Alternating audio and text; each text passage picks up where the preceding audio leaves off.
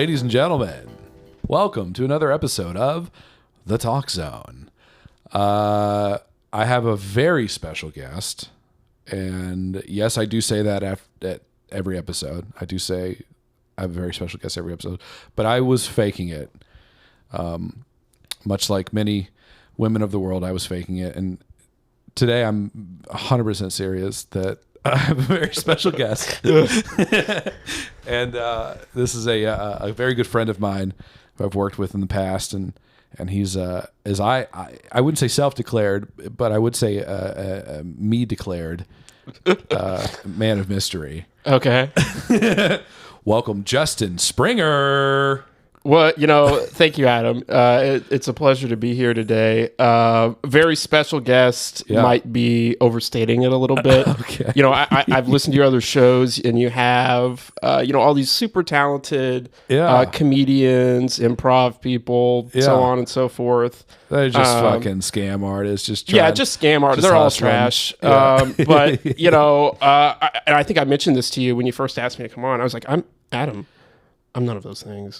I was like, Adam, your Nielsen ratings will be in the toilet. Yeah. You will rank lower than the Sunday 2 p.m. Rerun of CSI on TBS. You'll never work in this town again. I know. What am I going to do without those 8 downloads a week? Right. Do you have detailed viewership? Yeah, I do stats? Actually. Yeah. So you'll know if this episode bombs, you'll know. I will know. Yes, I will. And really what that tells me is how many real friends you have out there, because the whole format, and I'll just tell you guys how the sausage is made here. The whole idea of this format is I grow an audience by having other people on, because, presumably when I have a guest on, people who like that person will want to hear them on a podcast, right? Because it's you're coming out to support them. They're doing something creative that they don't normally do. And it's an exciting idea to put it out there and have people who like friends and family. It's novel, from my perspective. And presumably, when someone comes on, they get their friends and family to listen to it, just to check it out. And then I'd like to think that at least 1 or 2 of those people will subscribe, and we just keep doing that till, there's something going until you're bigger than Rogan. Until I'm bigger than Rogan. And then I'll be deciding who's president of the United States. By the way, I listened to your last episode with Allison. Oh, yeah. And I know that you're talking about, you want people in government, people who, want to be the next big politician coming on here. Yes. I think Morgan McGarvey, get over here. Well, I was going to say, I think I should be the next governor. Oh, is that right? I don't know, how you feel about this. Wow. But, what makes you say that? Well, I am... Show me what you got. I am a bland white guy with small hands. That's true. And... you got that going for you. I do have that going for me. And I think that... the world is my oyster. Okay. If they can do it, I can do it. Yeah, I mean, I do think that 90% of it is just being a white male. It's like, because you think about like who gets in there, right? And I really do think that it's really just like, it's just a person who enough people like enough. Yeah. To say, that guy. Okay, why not? Yeah, I mean, I think that, and this is something I was wanting to ask you, by the way. So I feel like, let's go. I feel like I'm very sort of, I didn't used to think of myself this way, but the events of the last few years, especially, have kind of opened my eyes to this. I feel like I'm very sort of politically in tune. With things, and I talk to a lot of people who just aren't, who literally, pay no attention, have no real sort of ideological stances on things. Yes. And the overwhelming sense that I get is a lot of people are just kind of like, you've heard it before. It's like, I just like to have a beer with that guy. Yeah. And that's kind of where it ends for a lot of people. Yeah, for a lot of people. But you're not that way, I don't think. No. I have very specific thoughts on what I think, our policy should be. I mean, I would say very specific. I would say I have very broad stroke ideas on what our policy should be. Well, now, so for your viewers that haven't turned into a lot of your episodes before, you have a political science degree. Yes, I do. From Northern Kentucky, I believe. Yes, I do. Northern Kentucky University. That is my alma mater. There you go. Eastern Kentucky for me. Computer Information Systems. No, I'm just kidding.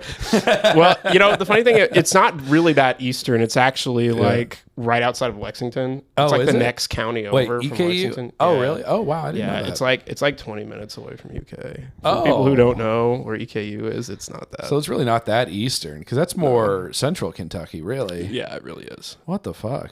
Yeah. What was your degree in? Computer Information Systems, a BBA. Oh, okay. So you knew you were going to be in IT early. Yeah. Early on. Yeah. It's kind of interesting because I was listening to another of your episodes and I forget the guest, but they were talking about how so much of what you end up doing or being good at or being interested in life is based off of what the people around you are doing. Sure. Absolutely. And so my dad was always kind of in more, he's an engineer and he was always sort of involved with, technical things. Okay. He had computers and stuff going around. What engineer? What area? Like an electromechanical engineer. Okay. And so he worked in Lexington, where we grew up. I'm originally from Lexington. Mm-hmm. He worked at IBM and then later Lexmark. Holy shit. When it became Lexmark.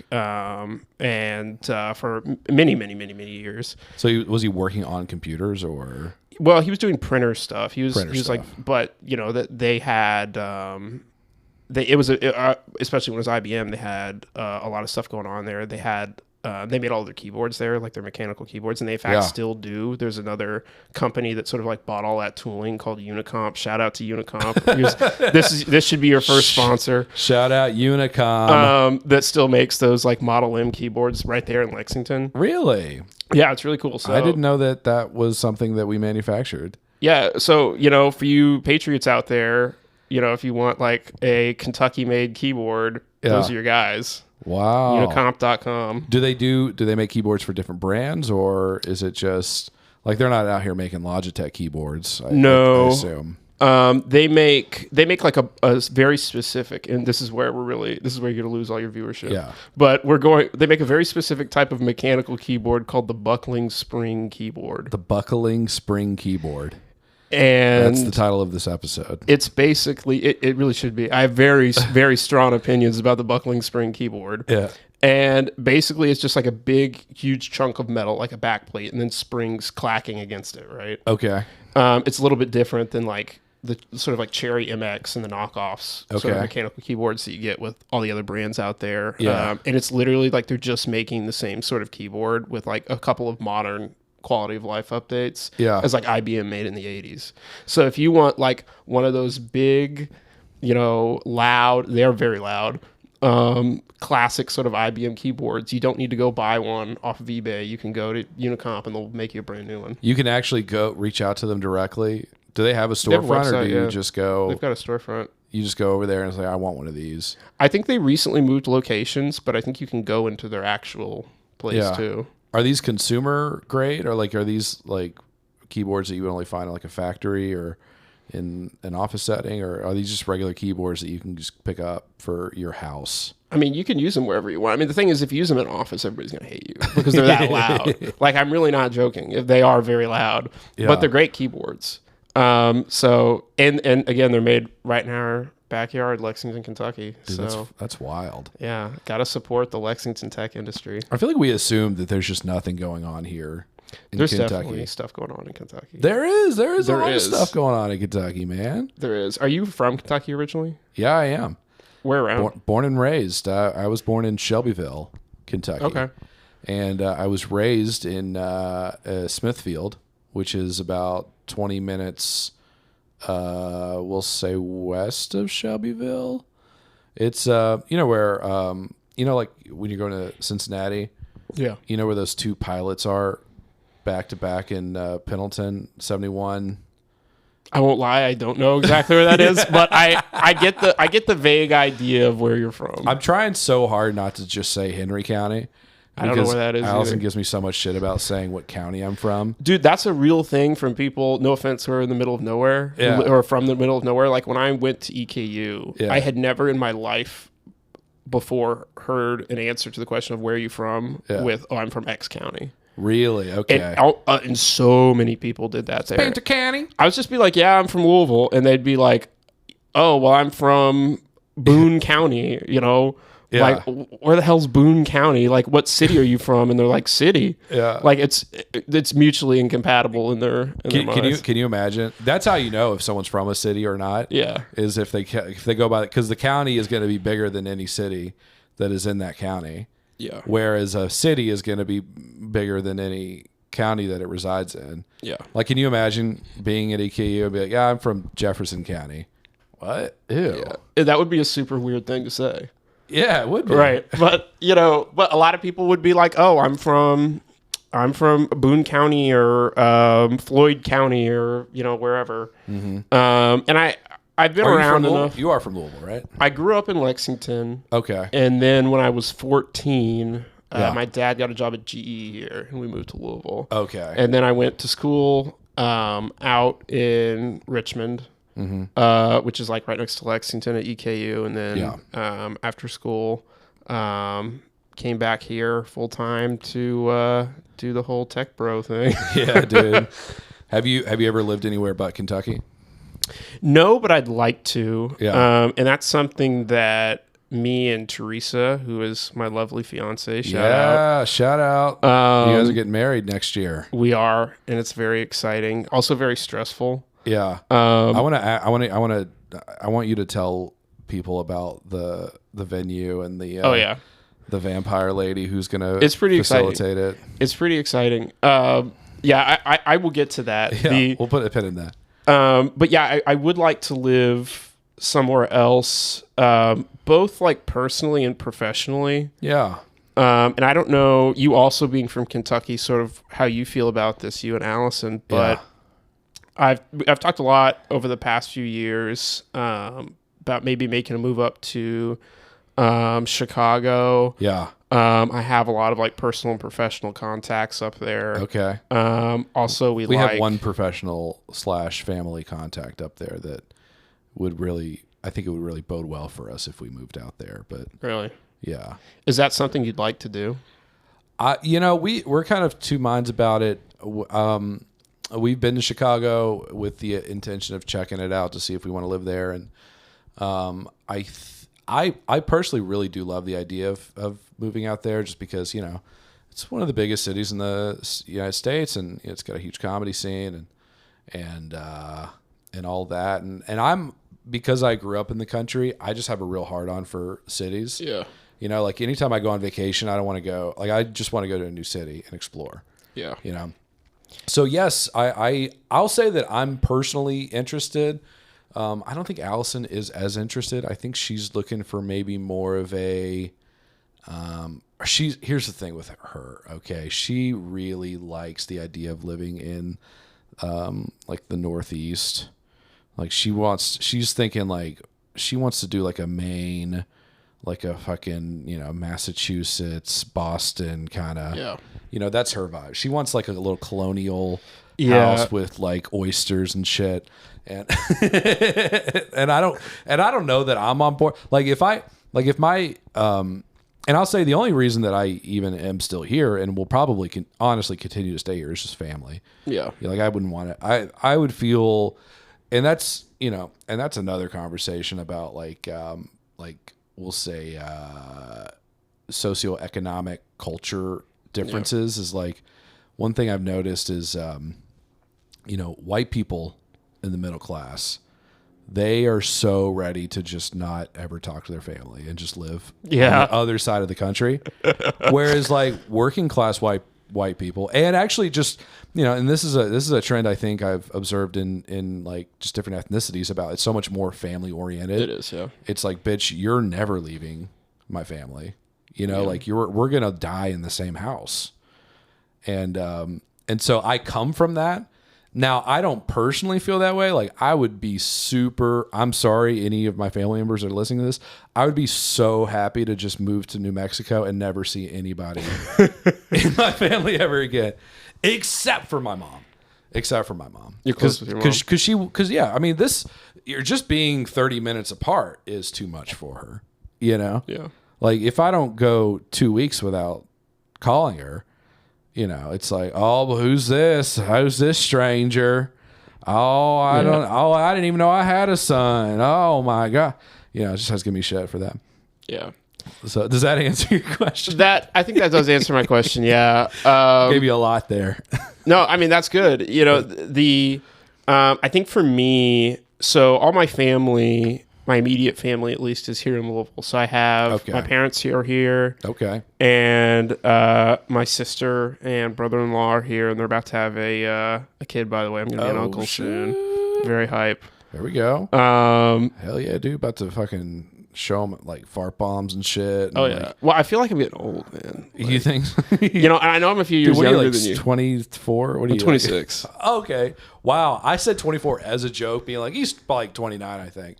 But no, I'm 26. Aren't that far from 26. Okay. 27 next month. Oh, shit. So we're getting there. Okay. We're getting there. But right. I've had a lot of, and I don't know if this is something that you've experienced. Yeah. Again, where you have a couple years on me, and you have, you have maybe a wider breadth of experiences. Just a couple. But I think over the past maybe year or two, especially, I've had a lot of like large life revelations, and they always come, by the way, within like 10 minutes of me waking up in the morning. Okay. And so this is recently. This is, well, every few months over the past few years, I guess. I'll wake up and I'll have a like massive life revelation. Okay. And it'll just be like so obvious to me that it's like, it's not even, it's just I wake up one day and I know, okay, this is what I want, and I'm just there. And it just doesn't change, So you're saying you wake up and you feel completely content with your life. You're like, everything is perfect. Well, I wouldn't go that far, but so to give you an example, you're like, we're right on track. Well, to give you an example, so last year, getting back to where we're talking about, I'm getting married soon. Last year, I woke up one day basically, and I always had a vague idea, especially I've been with Teresa, my fiance, for many years now. Yeah. I always had a vague idea of like, oh, well, we're gonna get married at some point and do these things. Just sort of woke up one day and was like, oh, this is happening, and it's happening now. Oh shit. And it was like, 12 hours previously, it would be like, I'm a baby boy. I don't know what you're talking about, man. Like, that's for future me to figure out, right? Yeah, I get that. And now you're like, I'm a man. And I think it's really that up until really, like, I don't know, you're 22 or something. Yeah. For a lot of people, and this is certainly how I felt, it was kind of like there is, you go to school, you go to college, you do well, hopefully graduate, get a good job, and that's the life goal, right? And then past that, it's all gravy. Yeah. But then, and so I had a little bit of that, and then because in your 20s, you kind of want to just, I mean, I wouldn't say you want to cruise, but like you want to enjoy your 20s. Yeah, you do, but you also start to realize like, oh, the clock's ticking of like on these other things, and so. Yeah. So the all of that came a few years later for me. Okay, that came like this year. Okay, well, all right, well, but I think maybe you kind of have had these thoughts and feelings too of you kind of wake up one day and you're like, you sort of see it, you sort of see the plan of so like I woke up one day and I was like, oh, I'm gonna set things in motion and propose to Teresa and so on and so forth. And then obviously after that you get married. And so another, a few months ago. How long were you guys dating before you got engaged? That's a good question. Teresa's going to rake me over the coals for this. I want to say 6 or 7 years. 6 or 7. Okay. Cause we met when we were freshmen in college. Oh shit. Okay. Okay. And so it was a long time. And I think Teresa was kind of like, oh, well, you know, we've been dating for a really long time. What's going on here? Are you going to do something about it? But it was like, from my perspective, it was like, I'm just too young for that. You know what I mean? Yeah, I get that. And which is fair. Yeah, absolutely. I mean, you know, I feel like most people don't even think about getting married till they're almost 30. Yeah. You know? But, you know, if you've been dating a girl for 6-7 years, it's like, if you're not thinking about that, you're probably in trouble. I mean, you know, some people don't want to get married or have, you know, different expectations about their life and so on, and that's all fine. But, you know, it's definitely something you do think about, at least. It's a question that crosses your mind. Can I ask you a hard-hitting, or have you made your point yet? Well, I have more to go, but you asked me what you asked me what you have to I'm going to ask you a hard-hitting question. Okay. As someone who met their lifelong partner, as you met them early in life, is there any part of you that's like, God, I wish I dated around a little more? Like, or do you ever think like, you know, I could have bagged so many more hoes? I wouldn't put it that way. No, I think you wouldn't. No, I wouldn't actually. I think when I was younger, it maybe was something that, and for both of us actually, it was something that kind of like, oh well, you know, we are really young. Maybe we should be, maybe we should have more experience or whatever with more people. Yeah, but these days I don't give a shit about that. You know what I mean? Like I'm happy. Yeah, and I don't care what you know, anyone's opinion on my relationship is or anything like that, or you know, you should have done things differently, because the thing is you can, no matter what decisions you make in life, you can always go back and say, oh well, you should have done it this way. Yeah, absolutely. And if it were really that, here's the thing, like I've run across plenty of people who have been in a relationship for a long time, and you can tell that they regret being in a relationship for that amount of time. Yeah. And so like my only point to that is saying, like, if it really wasn't the right decision, like, you would have known that. Yeah. And you would have done something different. Or you would be way more resentful, which I don't think that's who you are. No, definitely not. Yeah. I think you know what you needed, and you got that thing, you know? Yeah. And, you know, especially when you've been with somebody for a long time, you're kind of just, at a certain level, you're sort of lockstep with them. Like, you just know what, you're on the same page, you know what that person wants, they know what you want, and you're working as a team to accomplish those things. Yeah. But yeah, in general though, so like last year I had that day where I woke up and I was like, oh, this is going to do this. And so, you know, bought the ring, proposed, and so on and so forth. We're getting married next year. And I do have a great story about our venue here in a moment. But, and so I just have those kind of big life revelations about things where, you know, I woke up a few months ago and I was kind of like, oh, well, you know, I think maybe in 2 years I'll buy a house. Mm-hmm. Again, that's something of like, oh, you know, I never had that real conversation before. Yeah. Of like, this is something I'm going to do, and this is the timeline to do it. Absolutely. But recently you've started thinking like, oh, this is going to happen. Yeah. Me getting a house, that's going to happen. Yeah. And then, you know, another thing is, a few months ago, I woke up one day, and you know, me and Teresa discussed it before, but I woke up one day and I was like, yeah, I think we should have a kid, and we should do it within this time frame. Oh shit, dude. So it's like, what's the time frame, can I ask? I think probably maybe like 2 years after we get married, something like that. I think we want to have one before we're 30. Okay, so in 3 years. Yeah. Before you're 40, is that what you said? Before we're 30. Oh. Yeah. Yeah. So yeah, I get that. That's actually something that we've been, we'll say, much more conscious of lately, because we're in our mid-30s. We haven't had kids yet. We haven't been married yet. You know, and so it sneaks up on you. Time sneaks up on you. That's why I'm talking about all this, is that yes, it does. You know, like I was saying, everything was always kind of like, oh, just graduate college, get a good job, and that's it. You're coasting. Yeah. You know, and maybe you can figure the rest of it out when you're 40. But that's, you know, that's really not how things have gone, at least for me. Of like, you know, I have had to start thinking about those things, and it's kind of like, I heard Jerry Seinfeld actually compare this sort of... What's the deal with relationships? Well, he actually... I don't agree with a lot of what Jerry Seinfeld says, by the way. But I dated a 17-year-old in the 90s. He had a really good point about having kids, specifically, but it sort of resonated with me in terms of like a larger phase of life of like, you get to a point where you like have professional success, you know, you're sort of an independent adult, and then it's like you start thinking about those other things, and it's like, oh, okay, there's a second act here. Yeah. And so all of those things of like proposing, getting married, maybe having a kid, maybe moving to a bigger city to sort of, you know, continue to grow professionally and socially. Yeah. Are very real things that we're thinking about right now. But absolutely, right now, all of the focus is on the wedding. I've heard of it described as Saturn's return. Like when you get to like once you clear like the first third of your life, something happens.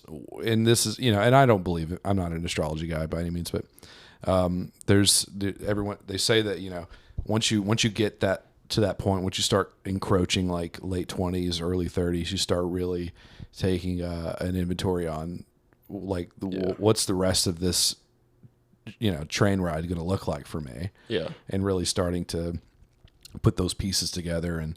And so that's not surprising that you're having these thoughts at this time, especially again, you know, being fortunate enough to have met, you know, your partner early on in life. You sort of, if anything, it's like you should be really excited that you have, like, you're already ahead of the curve on a lot of these things. Yeah. You know what I'm saying? And that's to be appreciated. Yeah. You know? Yeah, no, I'm very lucky. I'm a very lucky man. Yeah. And I'm really excited about all these, you know, big things that we hopefully have going on here soon. Yeah. Before we go any further, by the way, I want everyone to know we're about to try something very special.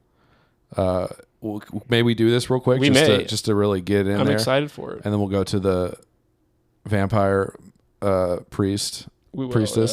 Yeah. It's a good story. Yeah, I'm excited for it. So, but I'm tired of it sitting here. So we have some bourbon here. Okay. This is I don't know if you bourbon connoisseurs out here. This is Blanton's, right? And Springer, are you into bourbon? What's your vibe? I do bourbon? love some bourbon. Okay. We are from Kentucky. We are from Kentucky. Yeah. We're actually just having this conversation before the show started. Of, you know, do you take it on the rocks or do you take it neat? I always take it neat. Yeah. That's something that a lot of people are, you know, one way or the other on. I'm a neat man. I think Adam, you kind of like to play both fields. Everyone has their preference. Some people take it up the ass. Some people take it on the rocks. You know, but that's for them to decide. That's how I look at it. Yeah, I will drink anything that you will pour me neat, Adam. You can find me the nastiest bourbon. Yeah. I actually have the nastiest bourbon in there if you want to try it. It's okay. It's this St. Luke's. It's not even technically bourbon. It's they couldn't call it bourbon. I literally think it was like their throwaway whiskey that they're just like, we got to sell this shit somehow. So it's like they doused it with honey and lavender. And I got it from this Boundary Oak Distillery, which is it's on the way to E-Town. And it's on the land that was once owned by Abraham Lincoln's father. And so they have this, their big bourbon is like this, like Lincoln bourbon. Yeah. And it's mid. It's super mid. But Blanton's, though, I've never had Blanton's, and I got a bottle at the Buffalo Trace Distillery a couple months ago, and I have not cracked it until today. And so we're going to try it. Are you ready? I'm ready. I'm hyped for it. All right, let's do it. Cheers. Cheers. Oh. Just a little bit on my jacket. Just a little bit. Just a little baby, man. It's pretty good. Oh, that's pretty good. Yeah, I like that. Oh, I will drink. I feel like my NPR voice coming out here. You have a fantastic voice for this, by the way, Adam. I'm really excited to listen back to this and hear what my voice actually sounds like. Yeah? Because in my head, it sounds like oh, this bourbon is so good. I love it so much. And it's like, I feel like I have a very sort of... You think and you have like a nerd voice? This is me projecting. I feel like I have a very much nerd voice. Yeah. Well, you certainly don't. Because I am that person. But, I guess I'll hear the proof. You're the coolest nerd I know, though, dude. Like, really? You keep it tight. Like, you have what the kids call drip. Okay. You know what I'm saying? Like, you're always coming in here with your fucking bomber jacket. Low-key hype beast. Is that a Rolex? What is that? It's a Mega Speedmaster. What? A Mega Speedmaster? Yeah. Is that like a really nice watch, or that sounds like a really nice watch? Objectively, yeah. Okay. You're putting me in this place where I have to be like, yeah, I have a pretty sick watch. Yeah. I am a pretty big watch guy. Yeah. And it's specifically where I'm also a big car guy. I like racing watches like this. You got a Lexus, dude. I do, yeah. Which this actually is really interesting. You see, you paid for that car entirely with Bitcoin. No, not entirely, but I did sell some Bitcoin around that time, and I thought you did. I thought you were like, I paid for it with, or was that Devin? Our Devin friend Devin might have paid for his BMW entirely with Bitcoin money. Devin might have. Devin is such a... We really need to get Devin on the podcast. Devin is such a strange man. Oh, it would... his life trajectory, and I love him, by the way. Devin, if you're listening to this, I love you, but... I feel like he's one of those guys you can't capture his energy on a microphone. Like, you just have to be there.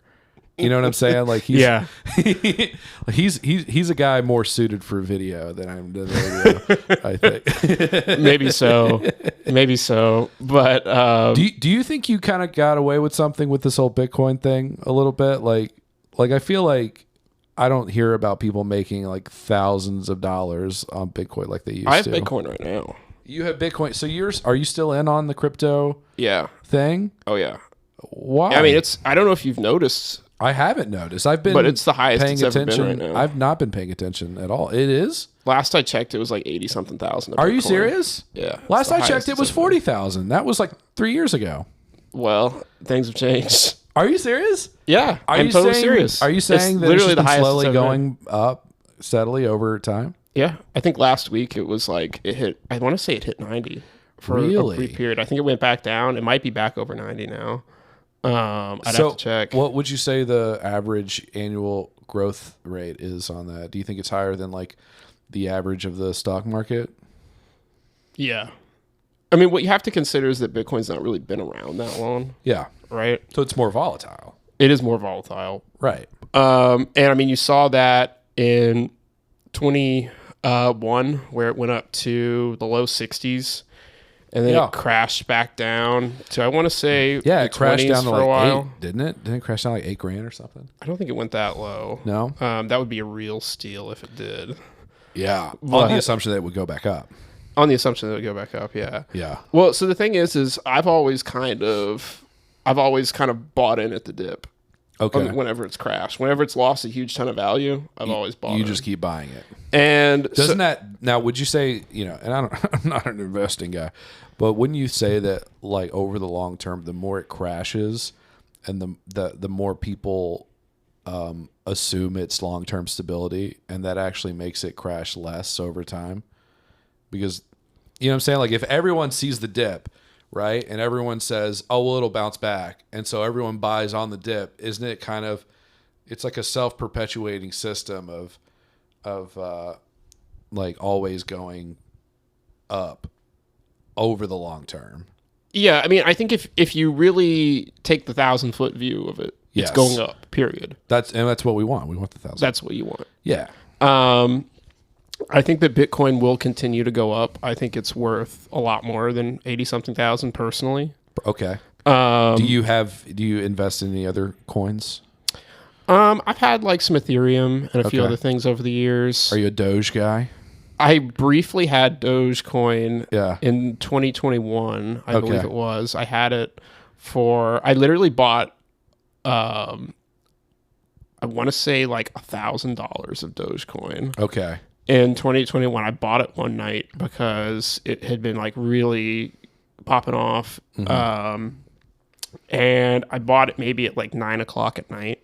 Okay. And I watched HBO for a few hours. So you just on a whim, you just bought $1,000 of it. Dogecoin.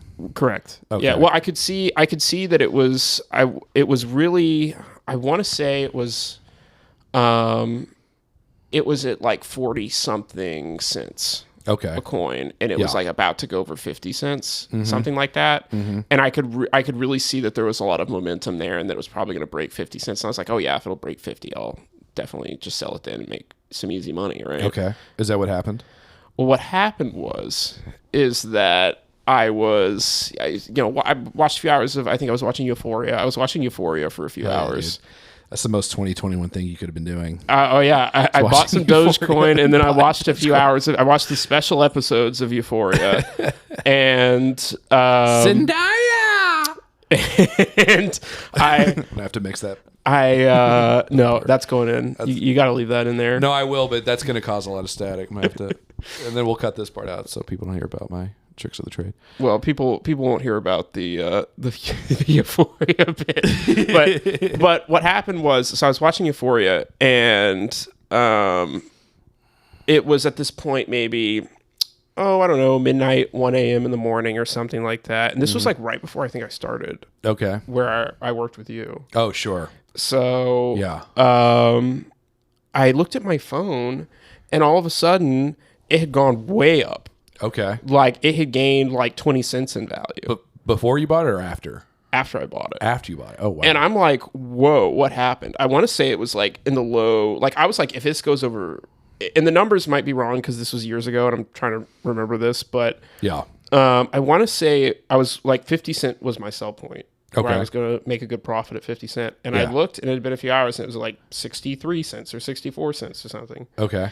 And it ended up going way higher than that. But what happened is that in that like few hours that I was watching Euphoria, Elon Musk had just tweeted Doge to the moon. Yeah. And there was a huge surge of buying, and the value went way up, and I sold, of course, and made, incredibly easy money. Really? Yeah. Do you care? Are you okay to say how much you cleared on that? Would you be willing to? I mean, it was like a couple $100. Oh, okay.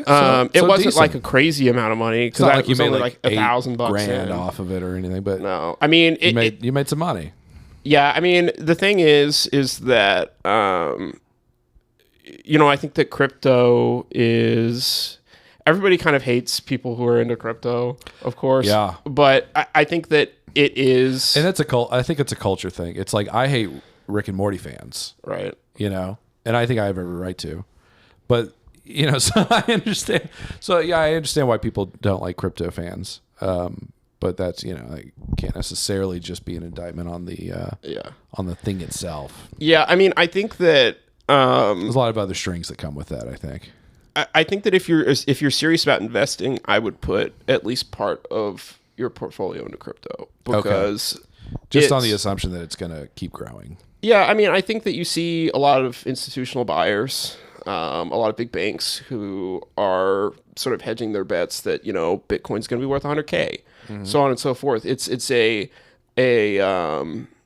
token of value. Okay, and in the same way that like gold has like an inherent value. Like I think for a long time there was a sort of consensus of like, well, actually this is totally worthless because you can't do anything with it.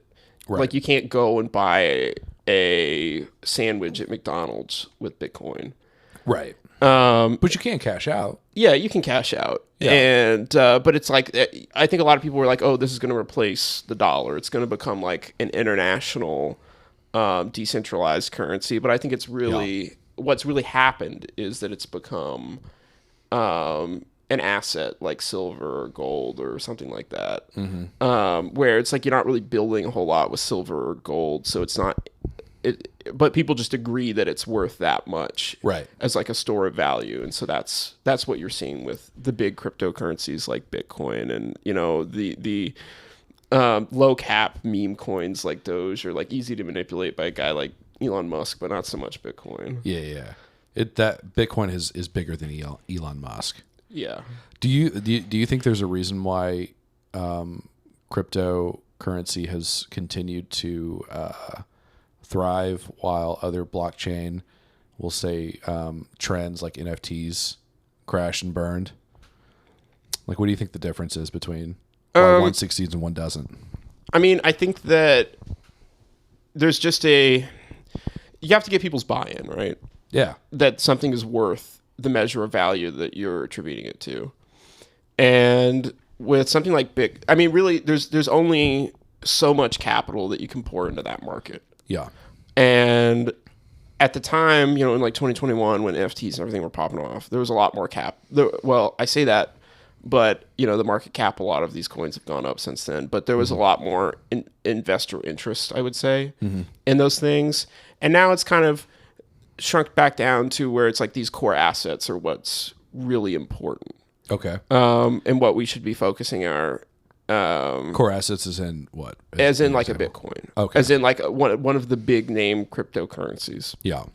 And so, I mean, I don't think there's like anything inherently about NFTs. And, you hear people make fun of them of like, oh, well, you are buying a JPEG or something like that. And it's like, yeah, that's true. Yeah. But you can still say that this has value if other people are willing to agree to it. Right. And the market decided... The market decided no. No, thank you. And I think it was just a bridge too far of like the people who are interested in that sort of thing were already investing heavily into these sort of, we'll call them blue chip cryptocurrencies. Blue chip? Yeah. What does that mean, blue chip? That's like, is that like the cheap shit? Is that what that means? No, I mean, that's sort of the... or is that the high level? That's the high level, like the premium. Because I've heard that term blue chip stocks. Is that for like... Is that like big companies like Apple or Microsoft, Yeah. Okay. And the thing about... Do you know a lot about investing in general, would you say? Or I think I'm a decent... I mean, I'm definitely... I feel like it's something that you're interested in. Yeah. I mean, well, ultimately, the goal is to just have as much passive income as possible, right? Yeah. And you want to have a couple mil in the bank and just let it grow and then don't have to work. Yeah. That's the goal. Well, I mean, everybody has different investment strategies. Some people are really focused on retirement, so they're just trying to, get a bunch of stocks that pay a good dividend. So it's like that's something you can live off of in retirement. Yeah. Or I'm younger. I'm not really focused so much on retirement. Like I do have stocks that pay dividends, but I'm really focused on, I want to buy an asset that I think is going to appreciate in, a couple years or something like that. Okay. Action figures. Like action figures. Yeah. And Adam, you're speaking my language now. And we are going to talk about my action figure collection. Absolutely, we will. But and I need to have you over to actually see it in person so you understand the scope of my sickness. I don't understand it. I've seen a couple, but But I think that if your investment goals are more short term, there's something to be said about. And like what I was talking about, like Dogecoin, if it getting like pumped up in a few hours by Elon Musk, like that wouldn't be possible with a traditional security. Yeah, because it's not a 24/7 marketplace. Mm-hmm. Oh, is that right? Right. Yeah. I mean, you can't. I don't know what that mean. What does that even mean? Well, there's set hours that you can trade a security. It's like I want to say it's like 8 to 4 or something like that. Oh, really? Yeah. Monday through Friday. Well, I guess I did know about like, when everyone talks about like, when the market opens, it's going to crash, Yeah. And so that's like if like, for example, if you have a company that. But there are digital marketplaces where I can go buy whatever stock I want at any time, right? Like, can I go to like, buystocks.com and buy 6 shares of Microsoft at 3 a.m? No. You can do that? I mean, you can place the order, but it won't execute until the morning. Oh, interesting. I didn't realize that. Like if you say I want to sell, let's say you own Microsoft, and let's say it's worth $300 at 3 a.m. in the morning. Okay. But there's been some horrible earnings report. Yeah. That has come out after market close the previous day. Yeah. If you say I'm going to sell my Microsoft stock for $300, which is what it was worth at the previous day, and it's going to open up much lower, like it's not going to execute that. You'll have to sell it for a lower price. Oh, interesting. So it's going to take whatever the revised number is that morning as it revises. Not Yeah. It's not going to accept whatever you bought it as when the market closed. Yeah. Okay, I see what you mean. And so and by the way, there are a good number of people, like one strategy for trading is something called a swing trade, where you basically buy something one day and, let's say you buy NVIDIA and the earnings are about to come out and probably it's going to go hyperbolic the next day because it's NVIDIA. Yeah. And so you buy before close and then it gets way up in the morning. Yeah. And if you were to sell it anytime the next day, that would be a swing trade. And that's important because you can get around day trading rules that way. Oh, really? Yeah. So a lot of people don't know this, is that, and this is something, again, that doesn't apply to cryptocurrencies in the way that it does securities, is that with securities, you have basically, if you want to execute a day trade, you need to have $25,000 in your margin account. What? Yeah. I thought anybody could be a day trader. Anybody can be. You have to have so much money. You have to have 25 grand. Oh, really? I didn't know that. Yeah. So if you go, I thought people like day traded for a living. Well, they do, but you got to have 25 grand to start. Yeah. Oh, I had no idea. Yeah. So if you swing trade, you can get around all that. But none of this applies to cryptocurrencies. Right. So you can sell and buy and sell. Because it's not regulated by the United States, or what was the Federal Trade Commission, FTC, is that? The SEC. SEC. What did I say? Security and Exchange Commission. Exchange Commission. Yeah. So there's a lot of SEC regulations that don't exist with cryptocurrency, and so it legitimately is something that is that inherently the value that people who invest in crypto ultimately find in Bitcoin versus traditional investment is the fact that it's not regulated by the SEC. Yeah, I mean, I think it's a huge part of it. Okay, and that gives it inherent value. Yeah, that you have a digital store of value that isn't regulated by a government. That it does have inherent value. Yeah, of like it's easier to trade. Like if you need immediate liquidity for whatever reason, you can sell your cryptocurrency and have that liquidity in a way. And you're not paying like capital gains tax or anything. Well, you're supposed to, but is that right? You're supposed to. You're supposed but to. I think. Well, wouldn't like a Coinbase, wouldn't they automatically do that just so that they can remain in business? No, they don't. No. Is that why Binance went under? I don't know. I'm not too familiar with that. Okay.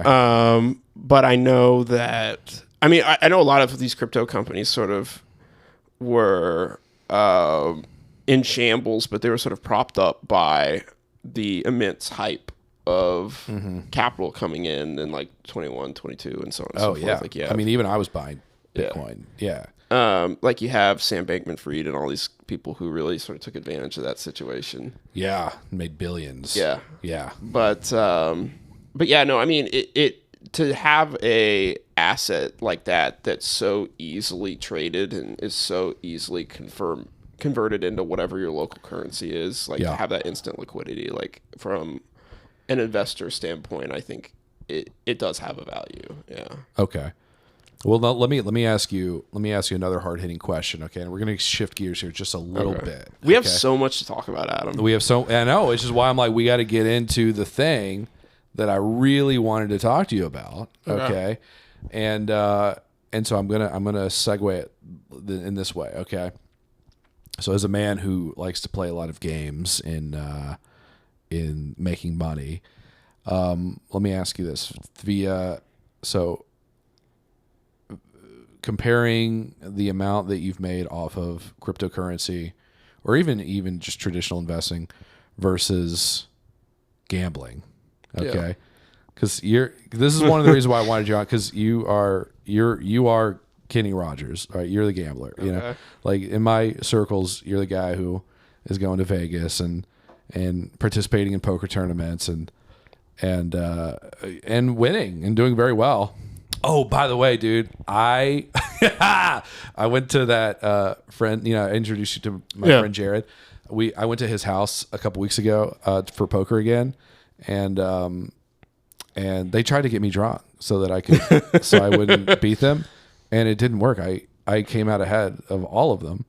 And it wasn't much. I mean, I made like $15. You know, it's like not a lot of win. but it's a win. I still beat the fuck out of them. You know, and they're like they think they're hot shit, dude. Yeah, and they're not. You know.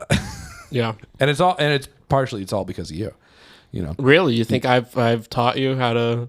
I think I've gleaned some wisdom from you. Yeah. And so my question is, how would you say you've made more off of poker and gambling, or have you made more from crypto? And you don't have to give me exact numbers. I just want to know which one's more. Definitely investments. Okay. The thing about, so I play no limit hold'em primarily. Okay. No limit hold'em. That means you can keep buying in as many times as you want. Yeah. Yeah. You can buy in as much as you want. For as much as you want, or is there? Well, it depends on where you are, but usually, where we're in Kentucky here, there are no casinos, but over the river in Indiana there are. So there's one in southern Indiana. Yep. And so, for example, if you go there and you buy in for a 1-3 game, it's like minimum 100, max 300, I think. Okay. And so it kind of changes depending on like how high of a level you're playing at. So like 2-5. Depending where you are, it might be like a $400 minimum buy and like 1,000 max, and then like 5-10. It might be, I don't know, 600 min, like 2,500 max or something like that. It really just depends on where you are. Yeah. In terms of what poker rooms rules are. So one place that I really like to go to is the Golden Nugget in Las Vegas. Oh shit! Okay. And the Golden Nugget. That sounds like a big place. The Golden I've Nugget. Heard of the Golden Nugget is one of the. It's not on the Strip. It's on Fremont Street. Okay. And it's one of the like old school, like classic casinos there, and they have my favorite poker room in Las Vegas. So it still has that vibe. It has like a free for all vibe. I've seen things at the Golden Nugget that would not be allowed at other establishments. Really? The Golden Nugget is kind of like it's just fun. It's like not pretentious in a way that like I've played it. Some of the strips, casinos on the Strip. Like I played at the Bellagio, and the Bellagio is fun, and there are a lot of really good guys who play there. Okay. But it's very pretentious. Really? In what way? Well, you sit down at the table and, it's kind of what you would expect from like a sort of serious poker room of like, it's not a lot of talking. Yeah. It's a lot of wearing sunglasses probably. Yeah. Most of the guys there literally have headphones in. Okay. Are they just listening to music? Is that the idea?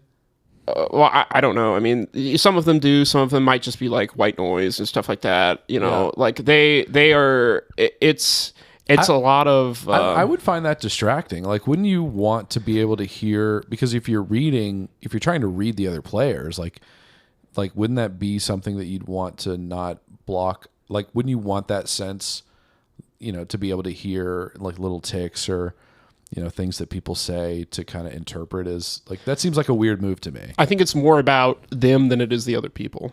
Okay. Because what you want to do is that you want to sort of minimize the, you want to sort of minimize the emotion aspect of it, right? Yeah. And so if you're like blocking out the rest of the world, you're playing very logically. You're not making you're not letting your emotions run away from you. You're not. That's the best part, though. Well, not if you want to win. So there's a lot of everybody sort of has their own strategies. Like I don't wear sunglasses. I don't do stuff like that. I sit there and play, but I do kind of like a room that's a little bit more relaxed, a little bit more friendlier. And the Golden Nugget is definitely that. Okay. And are they pretty the what do you call them, the what do you call the people who run the table, the attendant, the dealer, there we go.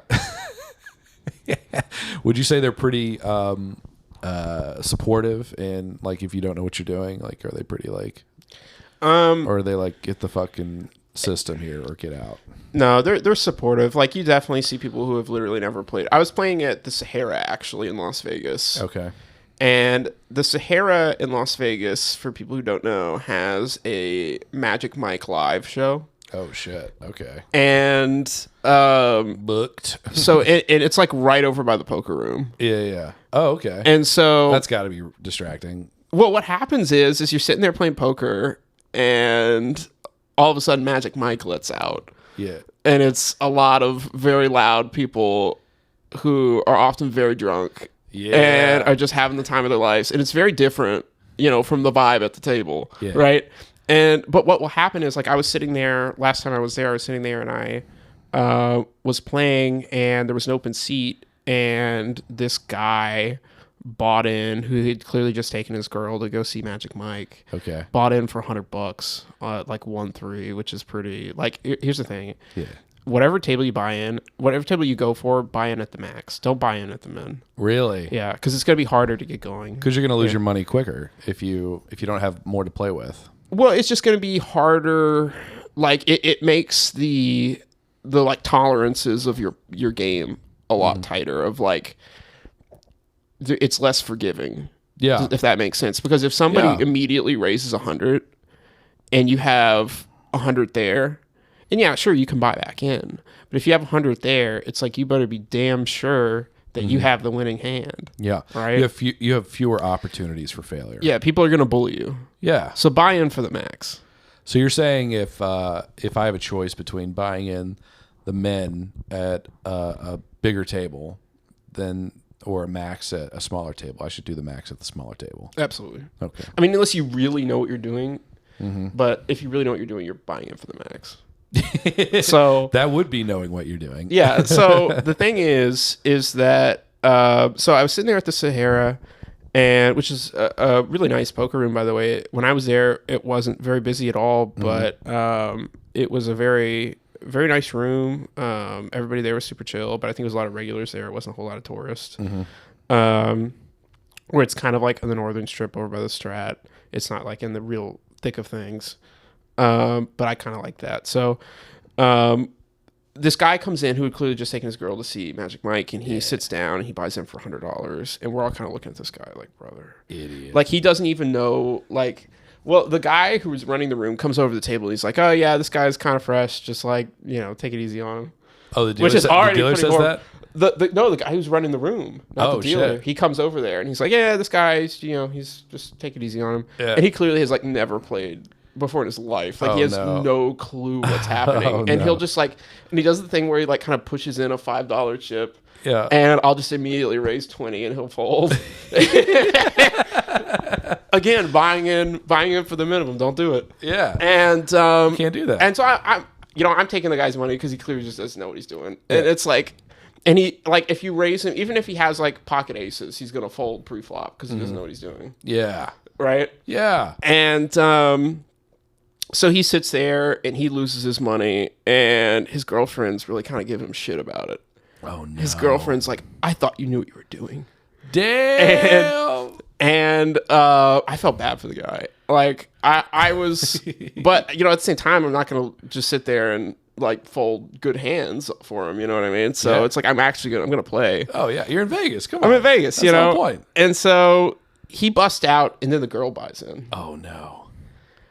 And does she do the max or does she do the men? She does the minimum too. Okay. She doesn't know what she's doing either. Yeah, okay. It's not like she's like a ringer or anything.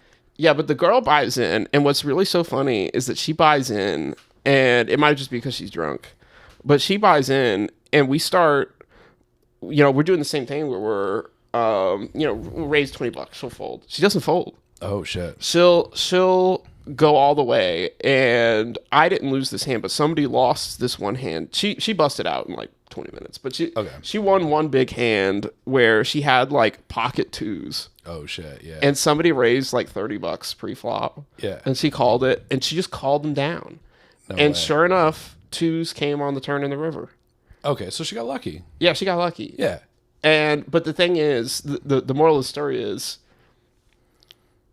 do not. Well, first of all, don't play pocket twos. Don't do that. But don't raise $30. Don't call $30 pre-flop on pocket twos. But she won. You wouldn't have done that. You wouldn't have done this. No. Well, she got lucky, like you said. Right. But the moral of the story. Oh, I'm sorry. No, please go ahead.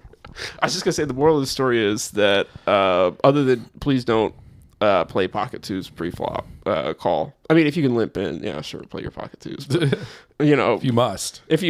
But because you could get lucky. But pocket twos is not a good starting hand. And it's not the worst. It's not the worst, but it's not good. But it might be almost the worst. It's almost the worst. And but the moral of the story is that like if you sit down there and you don't know what you're doing, like you're just gonna slowly bleed money, like especially if you're not willing to call stuff. Yeah, absolutely.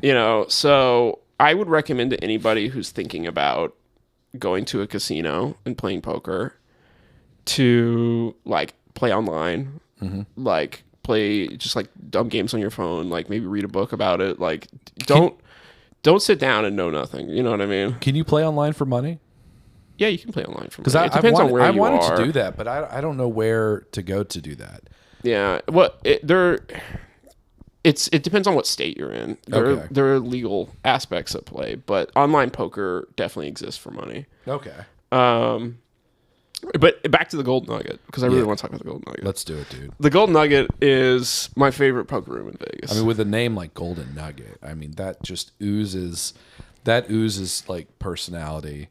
And like, I mean, that sounds like the place that like, the mafia probably ran. Oh, yeah. People probably got their legs broken in the stock room, The Gold Nugget definitely has that vibe. That's what I'm saying. And that's where you want to be. Like, Adam, we need to go to Las Vegas together. Let's go, man. I'm ready. The Gold Nugget, what's really so cool about the Gold Nugget, other than it's just a great vibe, is that you can go and sit down there and you can buy in. Let's say you want to buy in for, I don't remember if they have 1, 2, or 1, 3, but let's say you want to buy in for 1, 2, or 1, 3. Yeah.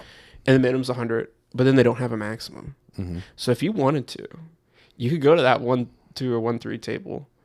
And I think it's 1, 3. You can go to that 1, 3 table and play with some dudes who just got off the plane, never been to Vegas before, with their little $100 stacks. You can buy them for $10,000 if you want. Oh just take their money. And people do that. That's cold-blooded. People are maniacs at the Golden Nugget. And, oh, man, I love the Golden Nugget. And so last time we were there, me and Teresa sit down, and we lost a whole day. We were like, we'll play like for an hour. And we were sat there. We got there maybe 1 o'clock. We didn't leave till 3 in the morning. Holy shit. And we cleaned up. Really? And did you make back all your losses? I think so. No way. And but we were playing at the Golden Nugget, and it was so much fun. And there was just like everybody there who was at the table, and they shifted out over the course where that was so many hours, but everybody there was super talkative, and they were just having a good time, and it was a really good vibe. And that's just not the case at especially in Vegas, every room that you go to. Yeah. And there were definitely some real maniacs there. Like there was this one dude, and what you have to understand is if you're not familiar with casinos, is like poker rooms are pretty serious places. Yeah. There was this one dude who came in, and he was gone. Okay. Like he was wasted. Oh no. And he just waltzed into the poker room at the Golden Nugget. Yeah. And he was going from table to table, like trying to talk to the dealers, like, "Hey man, where are you from? I haven't seen you here before." Oh no. And everything. And he was just like, laughing hysterically, just kind of losing it. Everybody was like, what is this guy's deal? Yeah. But nobody stopped super him. Distracting. If this happened at the Bellagio, he for sure would have gotten kicked out. Really? But the Golden Nugget was like, we fuck with this guy. I don't care. So he's a regular. yeah. What he was drinking out of like this gigantic like Gatorade cup, and it was not Gatorade. Oh no. It was not Gatorade, Adam, that this man was drinking. He was Bring your gone. own hooch.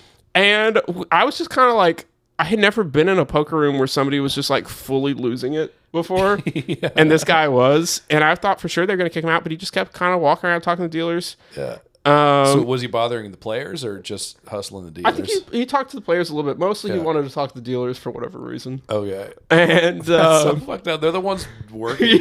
Yeah. Yeah. But they were, they were nice to him and everything. But he was so loud, like everybody in the poker room heard every word he said. Oh my God. And was he older? What was his like? Yeah, he was probably like 50 or something. Okay. He was an older dude. Big dude though. Big dude. A big personality. Yeah, big personality. Yeah. And so what happened is this guy, again, where you can buy in for like any amount of money, right? Yeah. At the Golden Nugget. Yeah. this guy comes, and this goes on for like an hour and a half. Yeah. And we're like, this guy's just bothering people in the poker room, and it turns out he'd been waiting for his seat, and so he bought in. Oh no! And he goes to this seat at the table that's in front of ours, waiting for his favorite seat. So well, he could have gone to anyone, but he's like, "That's my seat. I want to sit." Well, I think he was waiting for any seat because it was a busy night. Oh, I see. So it was like an hour and a half wait for a seat. Oh wow! Oh what? Jesus. Okay. And so this guy comes and he takes a seat, and he has bought in for I don't know how much, but thousands of dollars, and he's playing like 1-2. So it's like you mean like $1, $2, or like yeah. 1-2 or 1-3-1, and so he sits down at the table. So he's like, I'm gonna be here all night. He's literally got a. I mean, he's if I had to guess, probably $10,000 in chips. Holy shit! But the thing is, the table that he sat down at, there was like one or two other guys who had about the same number of chips. They had been there all day. Okay. And this guy sits down and he's like, "Hell yeah, I'm finally ready to play." And I'm just watching this guy because it's impossible not to. Yeah. And he's magical. I'm like, he sits down and he gets a hand, and I'm watching this guy. He doesn't even look at it. He goes all in. He goes all in. He doesn't look at it. He goes all in. Everybody at the table is like, "What the fuck?" Like the whole poker room is entranced by this man and what's happening. Yeah. And he everybody folds but one guy, and he calls it. Yeah. And so the dealer runs it. The guy won, who went all in. The drunkard won because he bought the table. He had, and by the way, his hand was like, I think it was like a 6-7 or something offsuit. Okay, but he won. He got like 3 of a kind or something. And won. So he legit won. It wasn't he legit like won. So you're saying? So wait, how many people called him? One guy called him. He went all in. He called him. So now he has like all these chips. Oh my god. So then what does he do? He just runs that table for the rest of the night? Hold on. Okay. Because I told you there's a couple guys at this table that have like an incredible number of chips. Yeah. He busts this dude out. Yeah. That's literally been there all day. Yeah. Like this is like 11 o'clock at night. I've been here since 1. This guy's been here longer than me. Yeah. And his night is ruined. Yeah, his night's ruined. And so it happens again. They deal it out again. The guy's sitting there and he gets his cards, doesn't look at them. Yeah. Goes all in. Oh my god. Second guy. Everybody folds. One guy, heads up. Guy calls him. He wins again. I'm blown away at this point. No way. I'm like, this guy has made the entire, like, in 2 hands, this man has made 20 grand. Has made 20 grand or something. Off of his 10 grand. So he's now got 30 grand. Well, something like that. We'll just something say that's, like that. we'll just throw out those round numbers. It's a lot of chips. Yeah. It's a lot of chips. And I'm like, this man knows how to do Las Vegas. So you're saying this is a guy who's definitely a hustler. He didn't even look at his hands. It's pure luck. Yeah. It's pure luck. And it's pure stupidity that anybody was calling him, right? Yeah. Just like, give him the hands. Yeah. I would not call him, but like, you know, the real degenerate gamblers there at the Golden Nugget who are like, I'm just going to take this guy's money because he's an idiot. Right. Exactly. They think that's, you know, isn't that just a tale as old as time? He's the idiot, not me. Sure. And then you find out. Well, he is an idiot, but he's getting very lucky. And so anyway, so this guy, I'm just in total awe of this man. Like everybody, we're barely even playing at my table because we're just watching what this guy's doing. Yeah. And it's a spectacle. It is an absolute spectacle. And third hand, the cards get dealt. He goes all in again. Yeah. He's sitting there with these incredible amount of chips. Yeah. The last guy at the table, who has like who's like ridiculously deep stacked. Yeah. He gets his hand, and he calls the all in. Oh my god! Like this guy's clearly just going to keep going all in, right? Yeah. He calls the all in. The other guy's thinking like, well, he's got to lose eventually. Yeah, and well, I assume that this guy who called him had a pretty good hand at the end. Okay. And so he calls the all in. Dealer runs it. The drunk guy loses. He finally loses. He loses all of it. Yeah. Holy shit. Yeah. Yeah, huge win for the guy who called him. Oh, wow. And it's free. I mean, for that guy who called him, if he had a good hand, it's free money, right? Because it's like, imagine you get pocket aces and you know this guy's going to go all in with just like whatever shit hand he has. Absolutely. Like, you're going to go all in against him, right? Yeah. And so he finally loses and he just gets up and he's like, well, that's Vegas. And he walks out. He walks out of the poker room. Everybody is shocked at what has just transpired. Like, we can't believe what's happened. And he just walks out and he doesn't come back. And he's laughing as he walks away. And it's like, I genuinely don't know if this guy was like so drunk that he didn't even know what he was doing. Yeah. But, you know, he was pretty far gone, but he had the time of his life there. Oh, what a way to do Vegas, to sit down, buy in for some crazy amount of money at the Nugget, go all in twice and win.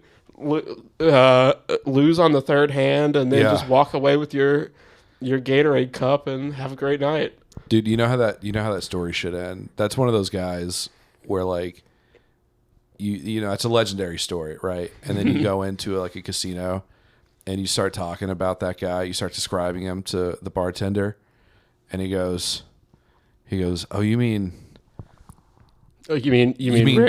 Deuce's Harry?" And then he points to like an obituary of where that guy died 10 years ago, you know? And then you find out like, oh, he's the spirit of Las Vegas. Oh yeah. That's a ghost. That's not that guy's been dead, you know? And he just comes in every Friday night and just does that. And he just, I mean, there are legitimately people, if you're in the right place, Vegas. If you're in the right place at the right time in Las Vegas, there are legitimately people who will throw away tens of thousands of dollars and not even think about it twice.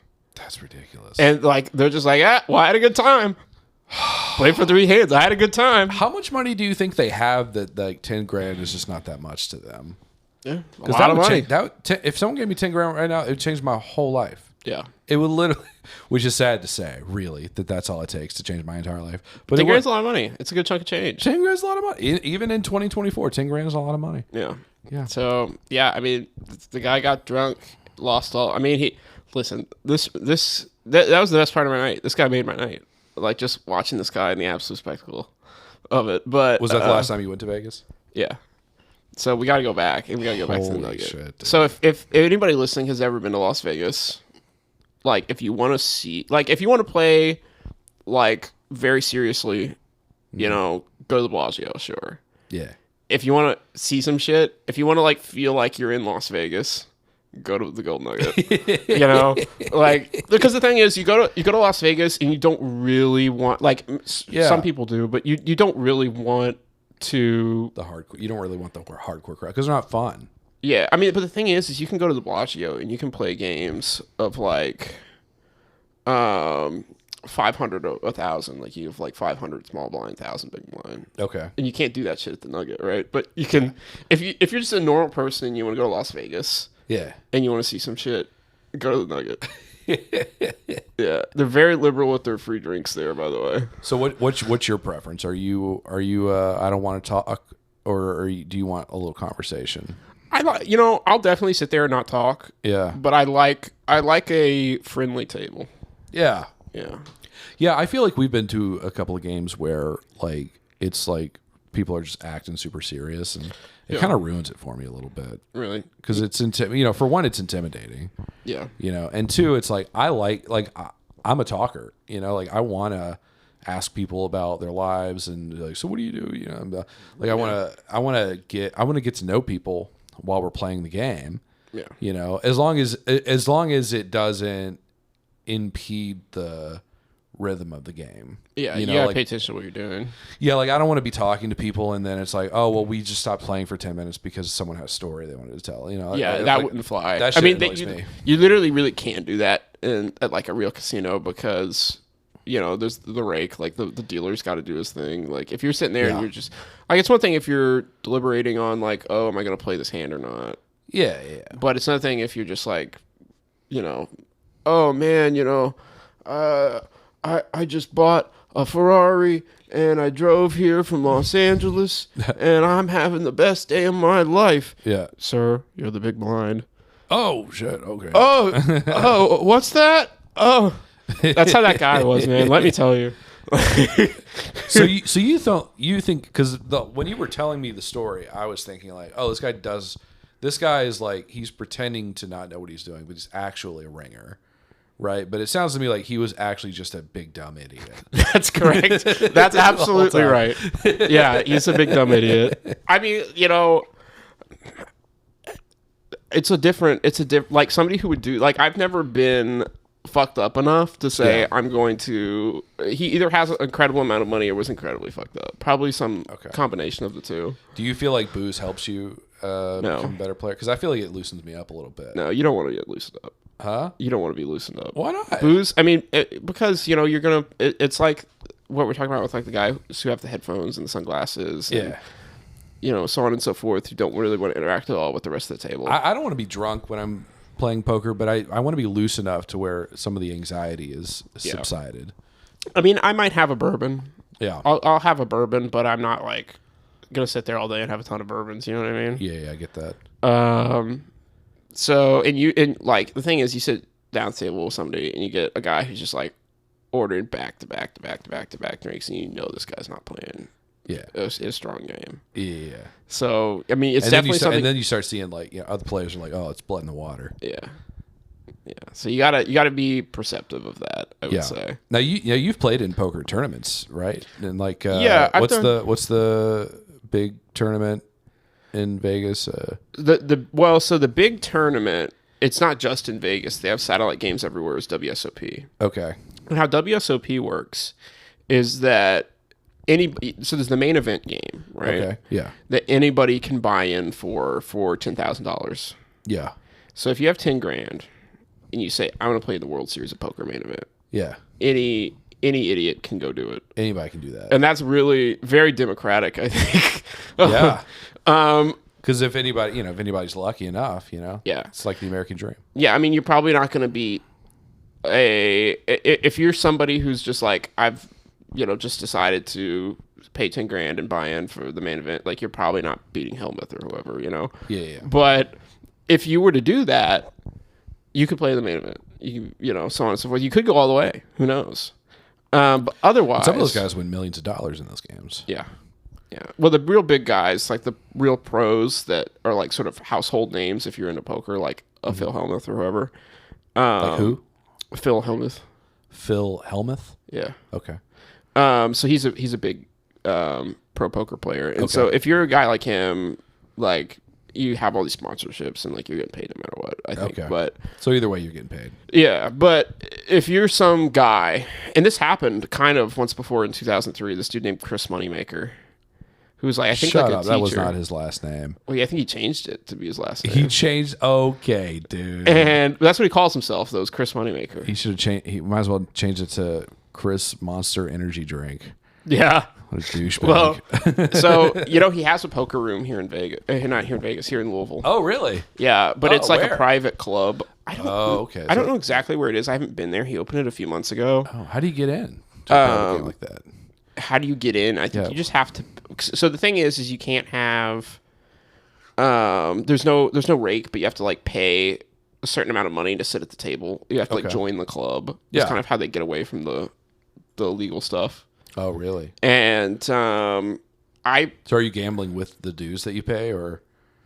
No, you're paying your dues and then you're buying in for whatever, but the casino's not getting any of what you're gambling with. You're just purely playing against everybody else. Oh, right. The only money they're making is off the membership fees. Correct. I see. Okay. So that's how they get away with it being like not a casino. Okay. Because if you're at a casino, there's a rake where the house is getting some small percentage of what you're buying in with. So you're saying really anybody? Because I didn't know. We've played it. This game that one of our old coworkers started, and it was like the more official it was getting, like the more fleshed out the game was getting, the more I was like, man, at what point is this like illegal? But it sounds like it's not. No, definitely not. Like, it's not illegal for people to just get together and play poker. No, that'd be insane. Yeah, I mean, you can get together and play poker, and that game that you're referring to. But once the house starts taking a piece of the pie, that's when it would start being illegal. Yeah, I see. Yeah, that's my understanding of how the law is sort of set up. But yeah, obviously, Louisville actually has a lot of, I would say, professional poker players. Okay. A lot of really good players, a lot of people who play up in Southern Indiana. And, and so on and so forth. Like when I went to Las Vegas, I met a lot of people from Kentucky. Really? Yeah, play. So in a way, you sort of are already kind of amongst people who you could actually learn how to be a. Would you ever want to be a professional poker player? No, man, no. Because the thing is, it's too. If I was vastly independently wealthy, maybe. Okay, so where if you did, it didn't matter. Yeah, but also kind of would. Like, what if you had independent wealth and you just you were so addicted to it, you were like you gambled all of it away? I mean, it depends how wealthy you are, I guess. But but the thing about it is that I don't think there are not a whole lot of like at the top level at people who are winning like WSOP main event. There aren't a whole lot of people who are like just like a lot of it is like people who have like sponsorships and stuff. It's not a lot of people who are just like fantastically independently wealthy people who decide, hey, I'm going to buy into the main event. Yeah. So how it works is, so you can buy into the main event, but also you can do a satellite game. And what that is it's basically a smaller tournament that if you win that tournament, you get a band to get into the main event. Oh, that's cool. Okay. And so you can get in there for less money. Yeah. Basically. And so that's how Chris Moneymaker, this guy who won in 2003, who I think was literally like an English teacher or history, like an 8th grade teacher or something. Oh, okay. Wow. I think is his backstory. And so he was like a teacher and he won a satellite game. So his name was Chris English teacher then. Yeah, sure. But he was some, I think he was a teacher. He was some guy who was just like lived a normal life. Yeah. Was not, a pro poker player or anything. Yeah. And he wins a satellite game, goes to the main event, goes all the way and wins the whole damn thing. Wow. And that really kind of shocked the world of like, everybody saw that and they're like, oh wow, anybody can win this. And so in the 2000s... So you're saying one of the guys who literally changed the perception of the game lives right here in Louisville, Kentucky. I don't know where he lives, but he has a poker room. He has a poker... Okay. A club. But you would think if he has a club here, he probably lives here. Unless he has multiple clubs around I think... the country. I don't know. The thing about it is so he's not a teacher anymore. He's like a pro poker player. Sure. After that event. Yeah. And so I think he maybe has a few other of those like clubs, but the thing about it is these like pro poker players are highly mobile. Like they just they don't stay anywhere one place for too long. Like because they're always playing tournaments or whatever around the world. Right, they're always traveling. Yeah. So I mean, he might have a place here in Louisville, but I don't know if it would be fair to say he lives here. Yeah. Yeah. So did you know that? Did you know that I know where Jack Harlow lives? Oh, do you? In Louisville? Yeah, I do. I went to high school with Jack Harlow. Did you really? Yeah. Do you know him personally? I would say we're acquaintances. So wait, were you weren't in the same grade though? Yeah, we graduated class. Are you kidding me? No, I'm not kidding. You graduated with Jack? Yeah. Shit, dude. Yeah, I know Jack. I did not know that. I know Jack. What was he like? He was people liked him. I mean, he was a funny popular dude. Okay. So he was charismatic, it sounds. Yeah, charismatic. Yeah. The thing is he was doing all that then, right? Like he was rapping in high school, like he already had a reputation. Yeah, like he already had a reputation, like he was already doing shows, like so it didn't surprise me when he became, as famous as he is now and had all the success that he's had. Yeah. But Jack's a cool guy. Did you ever like actually talk to him? Yeah. What would you talk about? Hey, can I borrow? Like, do you have a copy of this test or? Can I borrow a pencil, Jack? Or I mean, just like normal high school boy shit. We talk about like video games and stuff. Yeah. Yeah. Oh my god, what does Jack Harlow play? What video games does he play? Seriously though, we talked. Yeah. I remember specifically one conversation I had with him, and I think our like sophomore year. Yeah. History class, maybe it was. Okay. We had like AP history together. Yeah. And shit, I didn't know he was smart too. Fuck. Oh yeah, man. And I think he was debating, if I recall correctly, on getting like a PlayStation or an Xbox. And we had a very lengthy conversation about that. Where I was kind of like pro PlayStation, and I think he wanted to get an Xbox. What? But anyway, so those are the sorts of conversations I've had with him over the years. Okay. But, this is top just level. Like normal stuff, though. You know what I mean? Like he's a normal guy. This is headline news. Is it? Talk Zone guest sways Jack on Xbox purchase. That's the headline.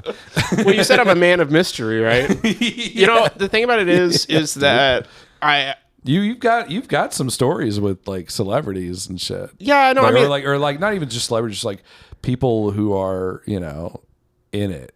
Yeah, well, it's funny because I don't think of myself that way. Okay, but I've definitely talked to people about things where you're a man who has found himself in things.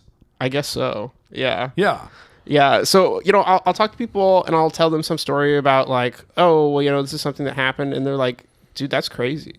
Like that's a crazy story that you just told. Like, that person or you've been in this situation. Like the Forrest Gumpification of my life has come to fruition. Yeah. That's the title of the episode. The Forrest Gumpification. Yeah, no. Yeah. I mean, I've definitely, I know some interesting people. I've definitely met some interesting people over the years. Okay. Do you care to share any of those stories that you think? I think my favorite person I've ever met, that has like some level of fame, is Steve from Blue's Clues. No way. Yeah. Did you watch Blue's Clues as Dude, a kid? I grew up on Blue's Clues. I Absolutely. did too, man. I watched it way longer than I should have. Okay. Well, might explain a few things. So Steve from Blue's Clues is like the nicest guy ever, right? Like, is legitimately. Yeah. And I think, by the way, he does stand-up comedy. Is that right? I know that he was a musician. Yeah. He was in a band. Well, I think he does. I think he does stand-up comedy. I don't know if he still does, but I know he did it for a while. Okay. He in New York, where and a lot of his stuff would be like, yeah, man, I'm on Tinder. And a lot of girls are like, Steve, I used to watch you every day when I was 4, and it's like, man, I don't know. I don't know if we should get together. Like, this is kind of a weird thing. Swipe right. But anyway, let's meet at 10 tonight. But anyway, and then he starts counting 1, 2, 3. But yeah, no, Steve from Blue's Clues is a really cool guy, and so I was at a convention a few years ago. Yeah, where I knew he would be there. Okay. I knew he would be there, and I was planning on like getting my picture with him. Okay. And I'll show that to you after we get done here. I'll show I'm you gonna my have to picture see with that. Steve. Yeah. But I knew he would be there. You have to send me that too. That'll be part of the promo post. I love it. I love it. And so I knew he would be there, but I was elsewhere in the convention center, and there was this guy, and he was just like out on the floor, and clearly did not want to be bothered or like noticed because he had. And the thing is, I'm sorry. Where is this again? This is actually at the Lexington Comic-Con, or I don't know, Comic and Toy Convention. Okay, yeah, gotcha. I know he was at New York Comic-Con, and I think 22, and like he like had a line, like the longest line for anyone at New York Comic-Con. That's like, insane. Steve Burns kills in the convention circuits. Really? And everybody loves Steve Burns. What a like sleeper hit that guy is. Yeah. It sounds like, because you wouldn't expect, because people who go to Comic-Con, they're like, oh, I like superheroes, and not like the guy from Blue's Clues. Comic conventions are such a diverse crowd, honestly, of like people with different interests. Like, it's not just people who are like, oh, I'm into Batman or I'm into Captain America or whatever. It's like, any sort of like nerd culture, like sort of media thing that you're into. Like, there's a good chance that there's somebody there who's sort of playing to that. Yeah. And Steve Burns is a perfect example of that. Of like, he's a guy who, I of course would have incredible amount of interest in meeting him. I don't know how much, like, if you were to ask me before he started doing these conventions and he starts making money hand over fist, and like, everybody loves him and wants to see him. Yeah. If you asked me before that, I'd be like, I don't know how many people are going to be there for Steve Burns, but it turns out a hell of a lot of people. Yeah. And so anyway, so I'm there at the Lexington Comic and Toy Convention, and this was last year. This was 23 that he was there, and I see him, and he's in like incognito, like in disguise. Okay. And obviously he doesn't look the same that he did 20 years ago. Right. Of course. And he's probably not wearing the horizontal striped green shirt. No, he looks like a normal person. Yeah. And but he's wearing like a hat and like a fake mustache.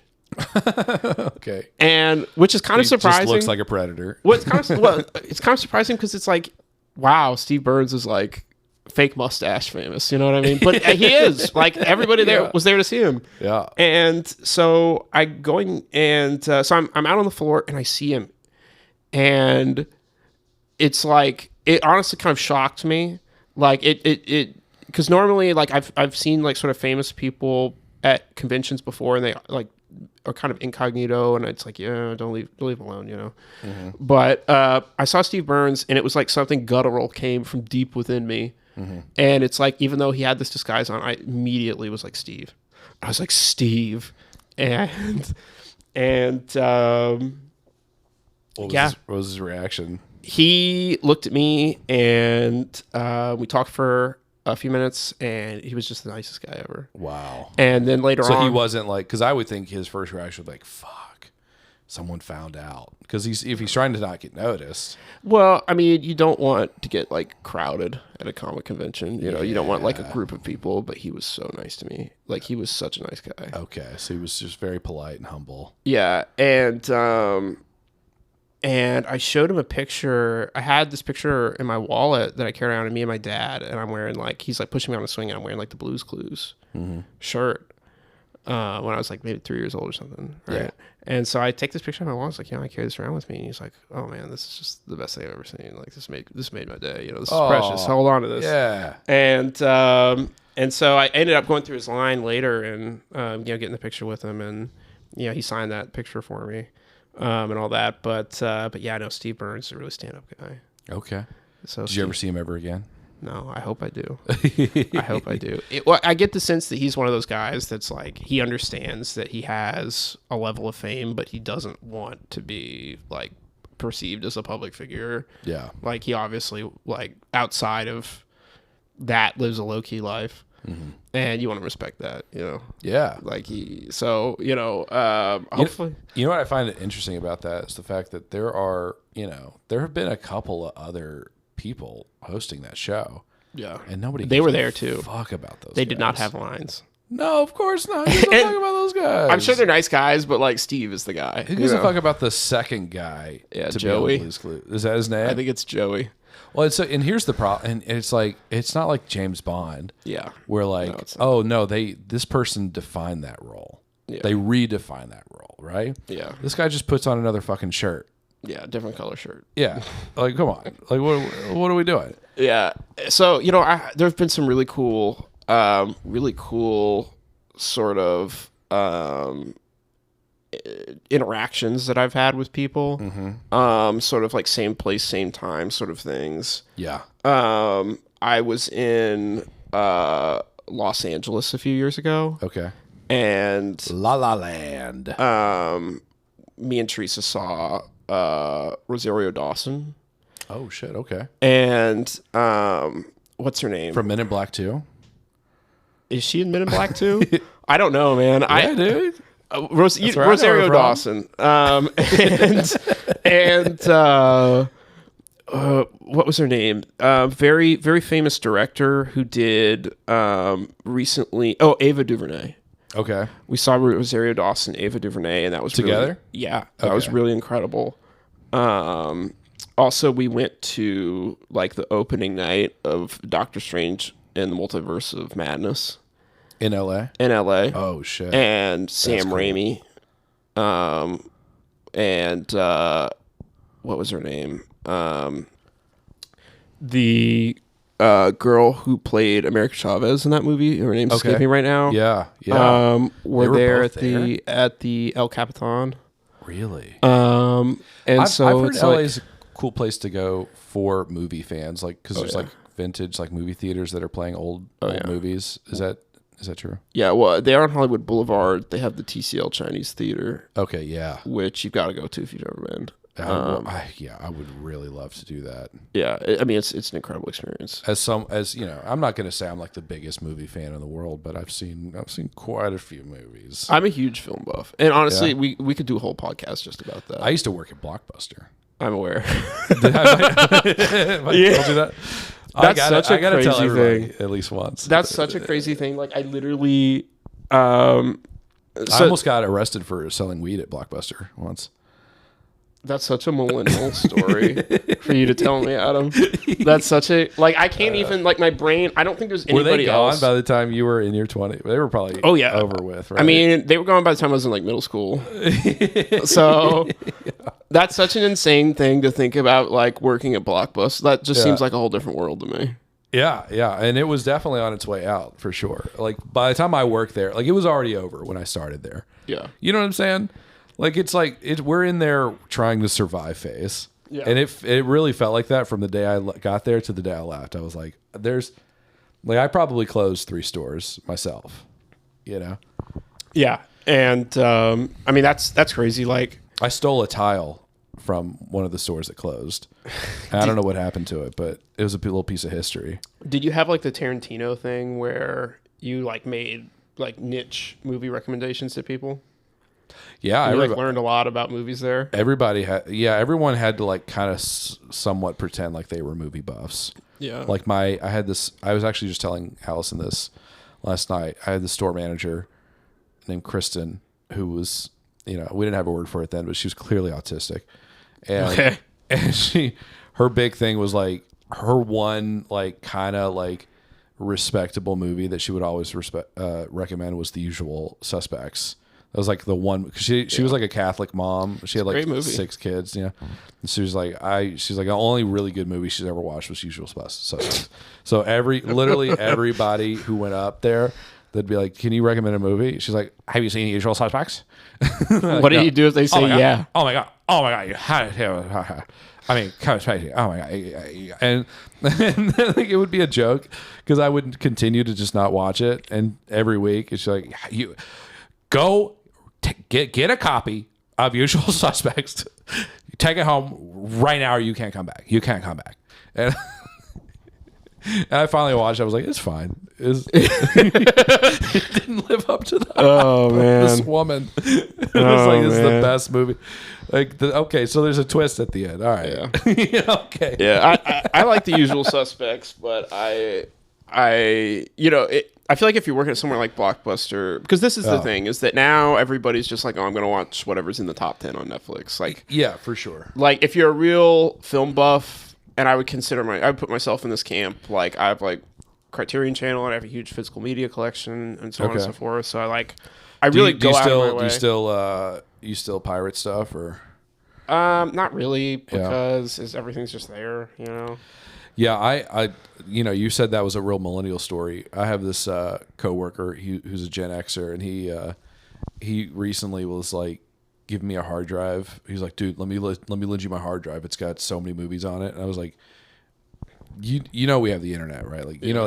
I'm looking at literally all of these movies I could go on to Amazon Prime right now. Yeah, and it'd be right there.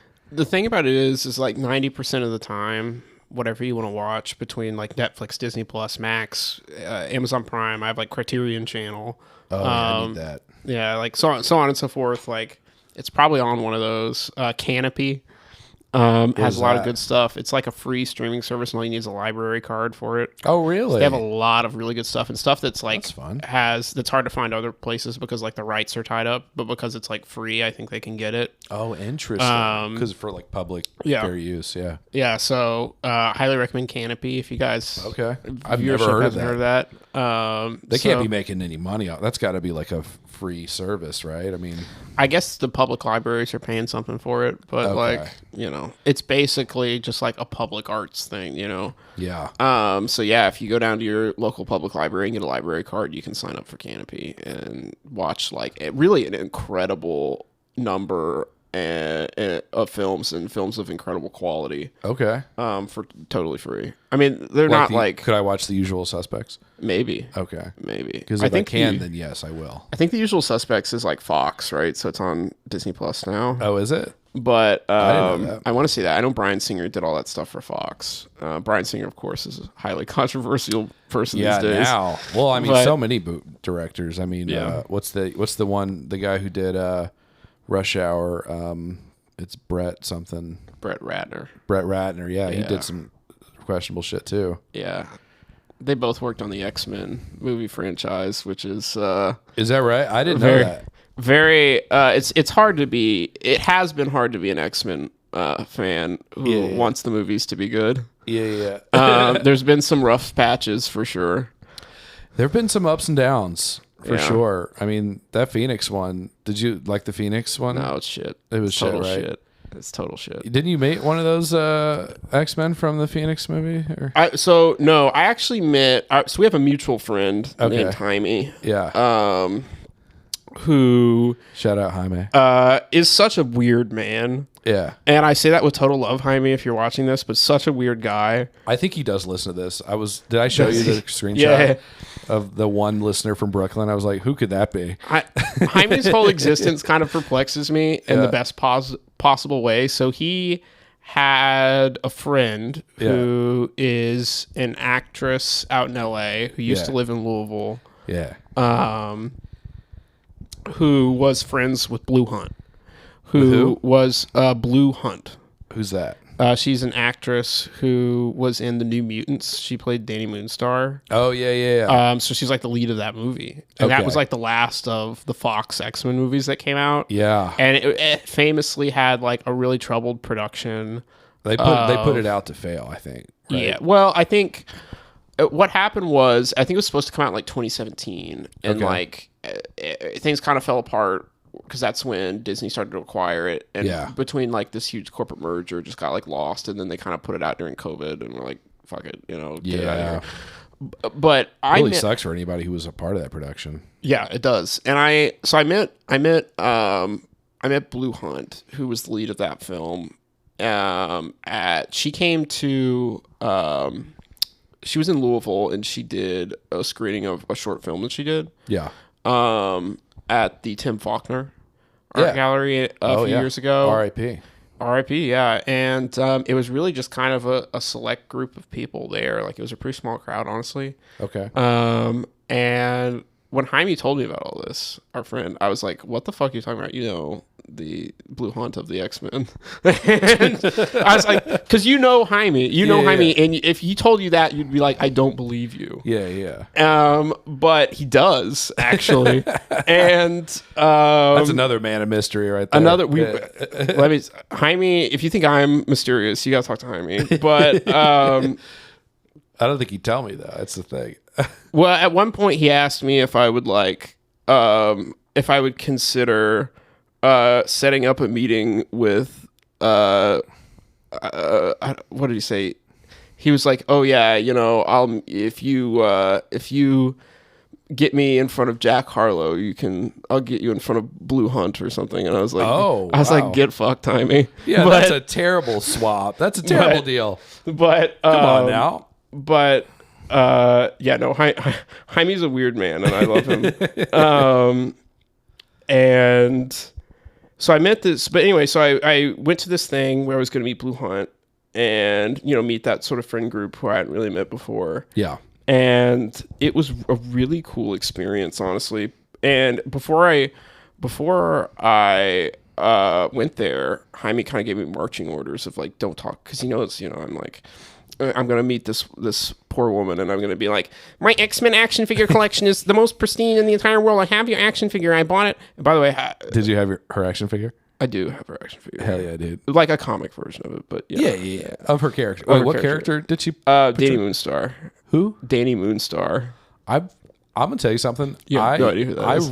I have read my fair share of comics in the day. I've never heard of that character. Yeah, well, she's associated with the New Mutants, and basically, obviously, where she was in the New Mutants movie, and her character is like kind of weird. Like, there's a whole storyline with like a demon bear that's like haunting her, and so on and so forth. So it's like there's a lot I could go into with Danny Moonstar. But okay, so a lot going on. There's a lot going on with Danny Moonstar. But anyway, so I meet her, and Jaime's like, don't talk about this shit. Like, be a fucking normal dude. And I meet her, and she is like a really fucking cool person. Yeah. And so, we watch her short film, and we end up going back to Jaime's place, and we're all fucked up and everything. Yeah. And I'm outside and Jaime's there on his porch. I'm out there and I'm smoking a cigarette with her and talking about like, art, about film, about, all these things. And I feel like I have enough rapport with her that I'm going to talk about the X-Men now. And I'm like, so Blue, I've got to ask you something. Baby. I've got to ask you something. Yeah. What was the X-Men like? And she was like, oh, she told me all about it. She was like, oh, like it was so cool to be part of that world and all that. Like the whole making of the movie was kind of a shit show, which we all know. Yeah. But so on and so forth. And I told her a story that she must have been truly gone to have enjoyed. Jaime was staring at me by the way, this whole time. Like, I'm going to actually, like, kill you. Like, I'm going to stab you in the jugular for doing this. And you'll never be invited to anything ever again. But you had to take that chance. I told her the story about how I almost got arrested by her action figure. Why? What? I don't think you did tell me that. Well, so what happened was, so I told you I have an action figure of her character. Yes. And so her character... there was a Marvel Legends action figure of her that was a Walgreens exclusive action figure. Oof. And it's not looking good if it's the Walgreens exclusive. Well, it's the Walgreens exclusive, and I could not find it. Oh, no. And so I was at Walgreens one day. Yeah. And there was this dude there who was like going through all the Marvel action figures. Yeah. A couple months after this figure came out. Okay. And I started talking to him. And I was like, hey, man, who you looking for? And he's like, oh, man, I'm looking for Dr. Doom. I was like, oh, well, I saw Dr. Doom at this ex-comic book shop. You should go there and find Dr. Doom. And he's like, oh, what are you looking for? And I was like, well, I'm looking for Danny Moonstar, but I don't think I'm going to find her. And he was like, meet me back here in 30 minutes with $30 and I'll give her to you. Oh. And I like the way he said that. I'll give her to you. Yeah. Jesus, and I was like, for real, man? He's like, yeah, man, I got you. I got some Danny Moonstars. And so that sounds like euphemism for heroin. I've got some Danny Moonstars. Well, I'm telling you, dude, you meet some interesting people when you have like I don't know if you would consider yourself a hobbyist, but I definitely have a lot of like special interest hobbies, and you meet some like really interesting, like very passionate people. Yeah, I totally understand that. And so I leave this Walgreens and I go to the bank and I get some money out of the bank and come back. It takes about a half hour, you know. And I get there and he's there and he has this huge truck and like huge SUV, and he opens it up and he's just got like action figures everywhere. And he's like, all right, man, what do you want? I got a Danny Moonstar. I got a Stepford Cuckoo. I got a Stepford Cuckoo. Is that a real character? Yes, yeah, it is. I got a, so on and so forth. And I was like, yeah, man, I'll take one Danny Moonstar. And there's this cop in the parking lot, and he comes up to us because we look suspicious as fuck. Oh, hell yeah. And he's like, what is going on Two white men in the back of a trunk? Yeah. Yeah. That's a weapons deal, you know? Yeah. He's like, what? He's like, what's going on here? And I was like, I'm trying to get a Danny Moonstar. He's like, what? He's like, I'm trying to get some X-Men toys, sir. And he's like, the guy starts opening up all these boxes and he's all these toys in him, and the cop just looks at him and he's like, no, like, okay, whatever. Yeah. And he's like almost pissed, like, oh fuck. And so right. I told Blue Hunt that story, and she thought it was very funny, and Jaime did not think it was very funny. Wow. Jaime was like, you cretin. And so yeah, man, that's kind of the thing, is like, you just, if there's one thing I've learned about like people who are very I don't know if you'd say public figures, but people who have had like a lot of creative success like that, they're normal people. Like they find shit funny like that, like they they're not like, they don't want to be treated differently, you know what I mean? Like they just want to be treated like a normal person. Absolutely. And that doesn't good conversation, but that doesn't necessarily mean don't talk to me about the thing that I'm potentially famous for. Yeah. It's what it is don't goon over me. That's really what it means. Well, I mean, I eased her into it, right? Like I had a lot of good conversation with her beforehand. You got her warmed up. Like it would have been different, I'm sure, if I just immediately was like, you want to hear about the time I almost got arrested buying your toy? Oh, yeah. If you led with that, she'd be like, you fucking creep. Yeah, but what are you jerking off to my fucking action figure, you psycho? But no, she was a really cool person. So hats off to Blue Hunt. Blue Hunt. Hey, I'm friends with her on Instagram. If you want to get on the pod, let me know. I'll send her a message and say, Talk Zone with Adam Akery. That's the one. But yeah, no, I've just met a lot of interesting, cool people in my life. Yeah. And I try and foster those sorts of relationships. And kind of what you were talking about earlier with what we were both talking about maybe going up to. I'm talking about maybe going up to Chicago, and you said that's something I would consider too, with like the sort of stand-up scene. Yeah. Up there and everything. Second City also huge improv school up there. Yeah. That's part of it, is the social aspect of like. I want to continue to sort of meet those sorts of interesting people and have those, sorts of discussions. Yeah. Even if it's just like, I met this one person this one time, right. Because life is short, Yeah. Like let's enjoy it. Let's get some weird shit happening. I don't want to live in a box, I want to get, people's different perspectives, and especially from a stand-up comedy aspect of it. Just boxes in general, not great living situations. Sure. There's also that aspect of it. By the way, I want to ask you something. Okay. And I don't know how much to relate to this. Again, we're a few years older than me, but like how much is your stand-up, how much is your like comedic sensibilities come from SpongeBob? Oh, that's a good question. I don't know that I could give you an answer to that, but now that you mention it, it probably would be. It's not 0%. That's for sure. Yeah. Because I grew up with SpongeBob, and I'm still actually I did a Mr. Krabs impression literally yesterday. So I think it's probably, I'd say at least 10%. Yeah, it's a huge percent. I'm like half SpongeBob, I'm half Conan O'Brien. I was gonna say, can you tell? Does it come off like, oh, that's a SpongeBob guy right there? Well, no, I feel like everybody of a certain age is like partial SpongeBob. That has like a fundamental building block of comedic sensibility. If SpongeBob were a real person, he would easily win any office he would want. Oh yeah, because millennials would just turn out for him immediately. Oh yeah, yeah. So I mean, SpongeBob, and I don't know. So when I knew coming on here that I wanted to talk about comedy, and okay, let's do it. Because I feel like so I'm not a comedian. Okay. I enjoy comedy. Yeah. I think I'm occasionally funny. Okay. But I'm not, I'm not going to give it to you right now. That's for sure. Adam's like, no, you're not funny, asshole. Get the fuck off my podcast. But I think I have my moments. Yeah. And I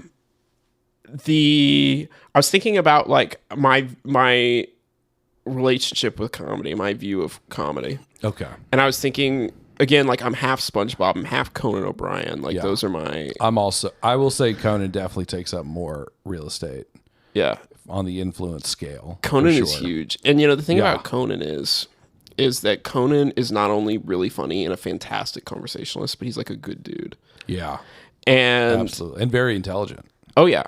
Yeah. Yeah. And like he did, so I graduated from college in 2020 during like COVID and everything that was going on. Yeah. And Conan O'Brien did some like graduation speech. I think it was for Harvard, where he's like, oh, that's his alma mater. But he posted on YouTube, and he did this graduation speech where he was like, talking about the trials and tribulations of like Gen Z and so on and so forth. The people were graduating at that time, and it spoke very deeply to me.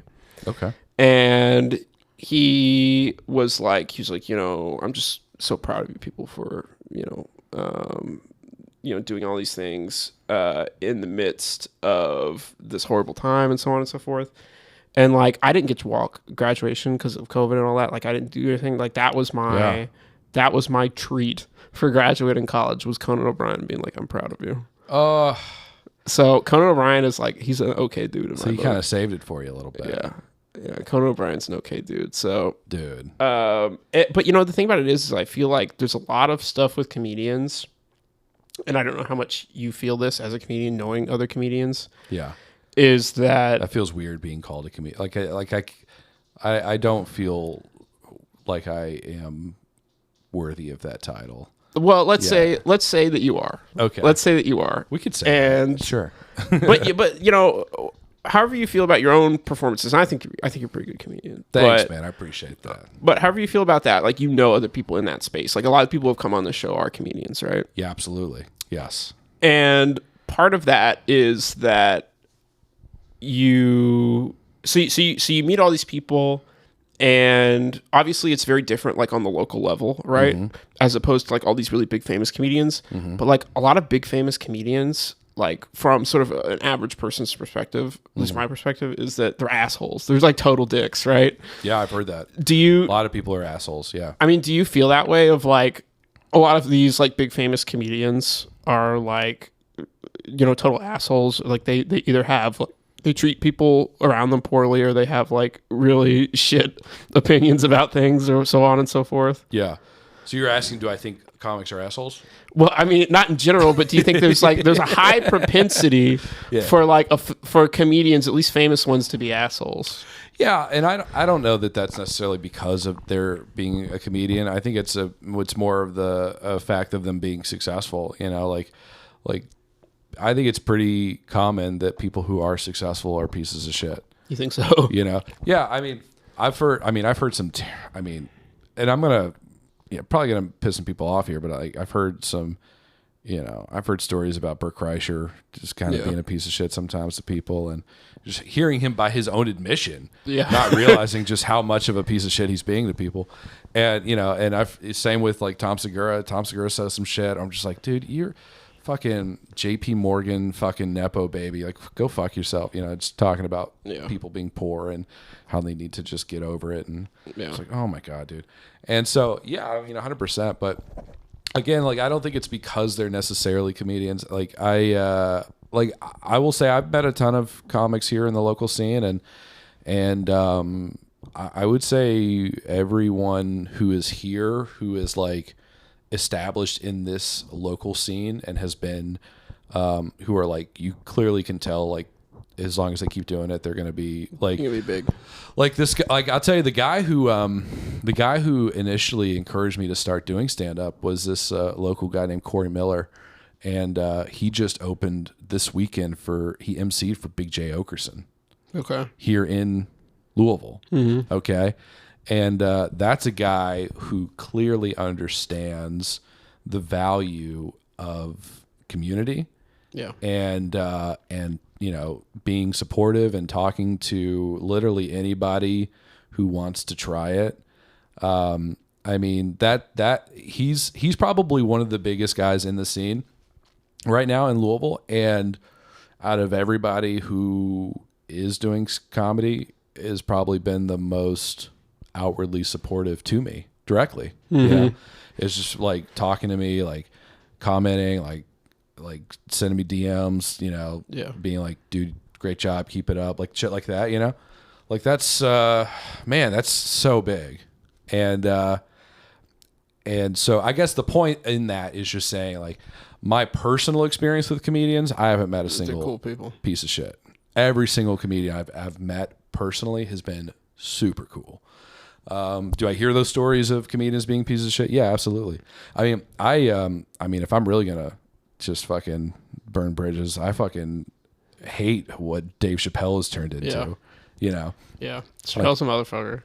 He's just like, and I'm not even, like, saying, like, oh, I shouldn't be making anti-trans jokes. Like, that's whatever. I'm saying it, goddammit. You shouldn't be making anti-trans jokes. Well, it's just like my thing with him is, like, he's not funny. Yeah. He's a thought leader, and that's so cringe. Yeah, that's one thing that really kills me is that, like, and I talked about Jerry Seinfeld earlier. Yeah. And, like, Jerry Seinfeld, I feel like I'll listen to him sometimes, and every now and then he'll say something profound, but then the other piece of it will be like, oh, people just don't like my comedy because they're too woke or whatever. And it's like, it's just not funny. Like, I don't think you're talking about Pop-Tarts. What? Well, it's like all these, the idea of, like, it's not like something like an anti-trans joke. Like, it's not funny. Like, I don't think that jokes made at other people's expense, especially people who are, like, vulnerable in society, like, that's not funny to me. And maybe it was funny to, like, generations of the past, but it's not funny to me. So when I hear that, I'm like, you're an asshole and you're out of touch. You know what I mean? Absolutely. And I'm sure a lot of that is success of like a guy like Dave Chappelle probably has very few people telling him like, oh, you know, what you're doing is not working. Like, it's not. Yeah. You know. And the thing is with him is like, you know, even in front of like, I think it's after a certain level of success, I think it's almost impossible for comedians to keep being funny, because like not only do the people around them like form this echo chamber of like, you're great all the time. Yeah. But it even permeates down to like mainstream audiences, because, you know, like most people, okay, the average person is stupid. Okay, Yeah. let's just get We've learned that. Yeah. Right? We've learned that very recently. And so people like here, people are being told Dave Chappelle is the funniest comedian on the planet. Okay, and so people go see him and they don't know, and so he says a joke and they're like, oh, this is the ha ha ha ha. This is the time to laugh now. Everyone else is laughing. Ha ha ha ha ha.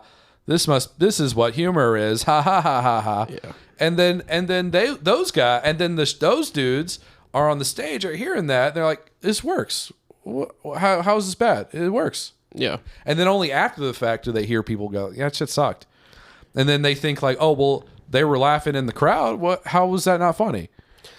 Yeah. So I was talking to somebody recently who went to Joe Rogan's comedy club in Austin, Texas. Oh, I don't know if you ever I want to heard go of to this that club. place. I really do. You want to go to that club? Well, so apparently it's really hard to get into. It's like Joe Rogan and his buddies or whatever. Yeah. And he was telling me he went there and he was like, yeah, it wasn't funny. Like, I went there. Joe Rogan specifically doing stand-up? I think Joe Rogan was there, but there were other people there too. But he was like, it just wasn't funny. It was a lot of like, you know, like 8th grade humor, I guess. Like, yeah. You know, it wasn't. He was like, specifically, he told me, he was like, it was as if these guys, like, nobody ever told them that, you know, like, it's just like a positive reinforcement bubble of like, nobody tells them that, like, oh, I think you need new stuff or whatever, you know, like they never bomb because they're going to people who are like, sort of, they're sort of like pre-programmed, I guess, to just agree with whatever they're saying, you know. Yes. And it's kind of like, man, you know, it's not. There's actually a very funny comedian who sort of put it perfectly. I think it was Daniel Sloss. Okay. I don't know if you've ever heard of him. Nope, never heard of him. But Daniel Sloss is a really funny guy, and I think he said that exactly. Of like, yeah, man, it's like I see some of these funny comedians and they say stuff, and it's yeah, they say all this stuff and they're like going with old material, and it's like all this, it's not funny, and they just don't have anybody to tell them that. I think John Mulaney said something similar. Yeah. Where they're doing old shit. Yeah, where they're doing old shit that might have worked like 15 years ago or something. And it's just like nobody's there to kind of push back. Of You're like, making Monica Lewinsky jokes. Like, dude, come on. Well, it's you know, and so I think that's like the public perception though of comedy in general is like there's a lot of assholes who are comedians. Yeah. Well, and there's that, there's different like there's like different, almost like different countries of comedy. Yeah. You know, there's different swaths of, it's almost like jazz. You know how like there's like East Coast jazz or like hip hop. There's like East Coast hip hop, West Coast hip hop. There's like you have like alt comedy, right? Which is like Maria Bamford is like, she's like the poster child for alt comedy. And then or like Pete Holmes or John Mulaney, I think, is maybe the biggest example of an alt comic, but even then I wouldn't necessarily call him alt comedy. But you know, and then you have like what I think you're describing is like the Joe Rogan, like Legion of Skanks segment of comedians. Yeah, well, it's not just Joe Rogan. It's like it's a lot of famous, popular comedians, you know. Yeah. But yeah, I don't know. I mean, I what I think is going to happen in comedy. Okay. From a total, this is your big prediction. A total armchair analysis of somebody who is canonically not funny. Yeah. And you know, I think that there's going to be somebody who comes along who really shakes things up. Okay. I think there's somebody who's going to come along who's going to be like the next Eddie Murphy or whoever, who like really kind of redefines what comedy is for the era that we live in. Okay. And you think that's me? I think that's you. Okay. Correct. Yes. Yes. I knew that's what you were getting at. You know, the thing is, going back again to like where I was talking about moving to Chicago, and you're like, I'd like to move up there too. Yeah. I don't know if you've ever seen like The Big Sick. Like, Chicago does have like real, like really sort of like up and coming comedians that are like probably going to go on to be like, oh, I'm on SNL or I'm doing, you know, whatever. Like that next generation of famous people is there. Yeah, no, I have no doubt of that. Yeah. I know like Kamal Nanjiani was up there for, like that's where he got started. And I think eventually he moved up to New York or whatever and so on and so forth. So it's like, I don't know what your ambition is. But if you really do want to be that next person, I think you could be. Yeah. Okay. I think that probably you like if you were to move up to Chicago and be around those sorts of minds, like that would be.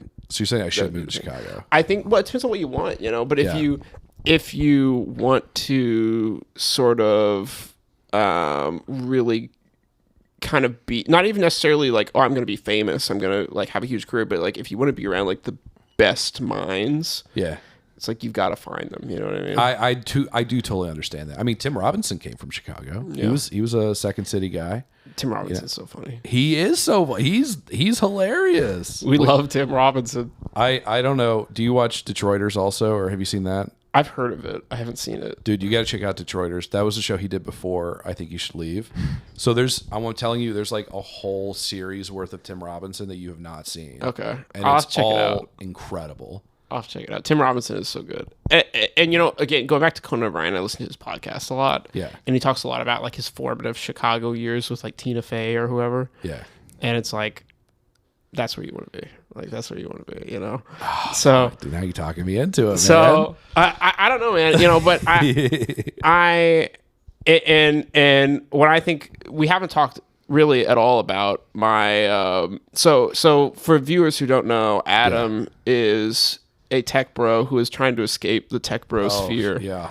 I'm on my way out. Yeah. He's on his way out, but I'm pretty firmly into it. Yeah. Where it's kind of like I have things that I'm passionate about creatively, but and again going back to the beginning of this show where I was talking about like, well, you know, so much of what you are and what you do is influenced by what you're doing, like the environment that you grow up around, the people that you grow up around, and so on and so forth. Yeah. So I have an older sister, and my older sister was really sort of like... I did not know that, by the way. Well, I do. Shit. Cynthia, shout out. Watch this podcast, Cynthia, I'm telling you. Subscribe, review. Rate, review. Yeah. And so she is a really brilliant violinist. Okay.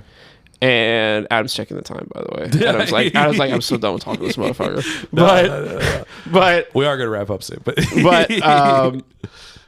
So my older sister is a really brilliant violinist, and she really kind of got all of that like support as being like a creative person. Really? Okay. Growing up. Yeah. And did you have that as well? No, absolutely not. And so like there are things like I remember one time I wanted to make a YouTube channel, probably when I was middle school age. Okay. And my idea was like, it's just going to be like, I'm going to like review movies and talk about like comics and do like nerd shit, right? Yeah. And I think I was talking to my mom, and my mom was like, that's the dumbest thing I've ever heard. Oh.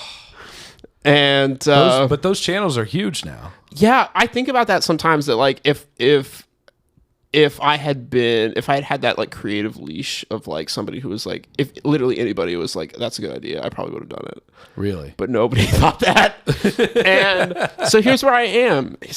Now. Okay. And you know, it's not too late. Like those channels are still out there. They it's still possible. Do stuff. It's possible. I have, again, where I have so many like special interests, I feel like I could be successful in at least one of them. Like I could probably do like car shit, or I could do like comic book shit or something like that. But why not? Why not? Maybe someday. There's this guy who I really like on YouTube. Shout out to the Savage Geese. Okay. And he's this dude up in Chicago who's like... now you've really lost me. He's like, well, so... I don't know how much of a car guy you are, Adam. I'm not a car guy. Not a car guy. I had a Miata. That's the end of it. Okay, well, that's something, you know? Yeah. The Miata. We all love the Miata. That's a great subculture of car guy. It really is. Yeah. But so this guy is basically like, he's like this middle-aged dude, and I absolutely love this man, and he's so funny as well. It's like his videos are very funny. You'd probably like them, Adam. And he was basically like an IT guy for 30 years, and then he was like, fuck it, I'm gonna retire and review cars. And so that's what he does, and he's incredibly successful at it. And I definitely look at him sometimes, and I'm like, fuck, like maybe I should just start a YouTube channel and start reviewing Miatas. Yeah, why not? Yeah. But I don't know, maybe that's for me someday. Right now, I mean, we were talking about it just a few minutes ago about meeting interesting people. Yeah. Right? It's like life is short. Life is short, yeah. like here's the thing, like, are you doing it because you want to be successful, or are you doing it because you enjoy the work? You gotta love it, man. Like and going back to comedy again, like comedy is something that I firmly believe you can't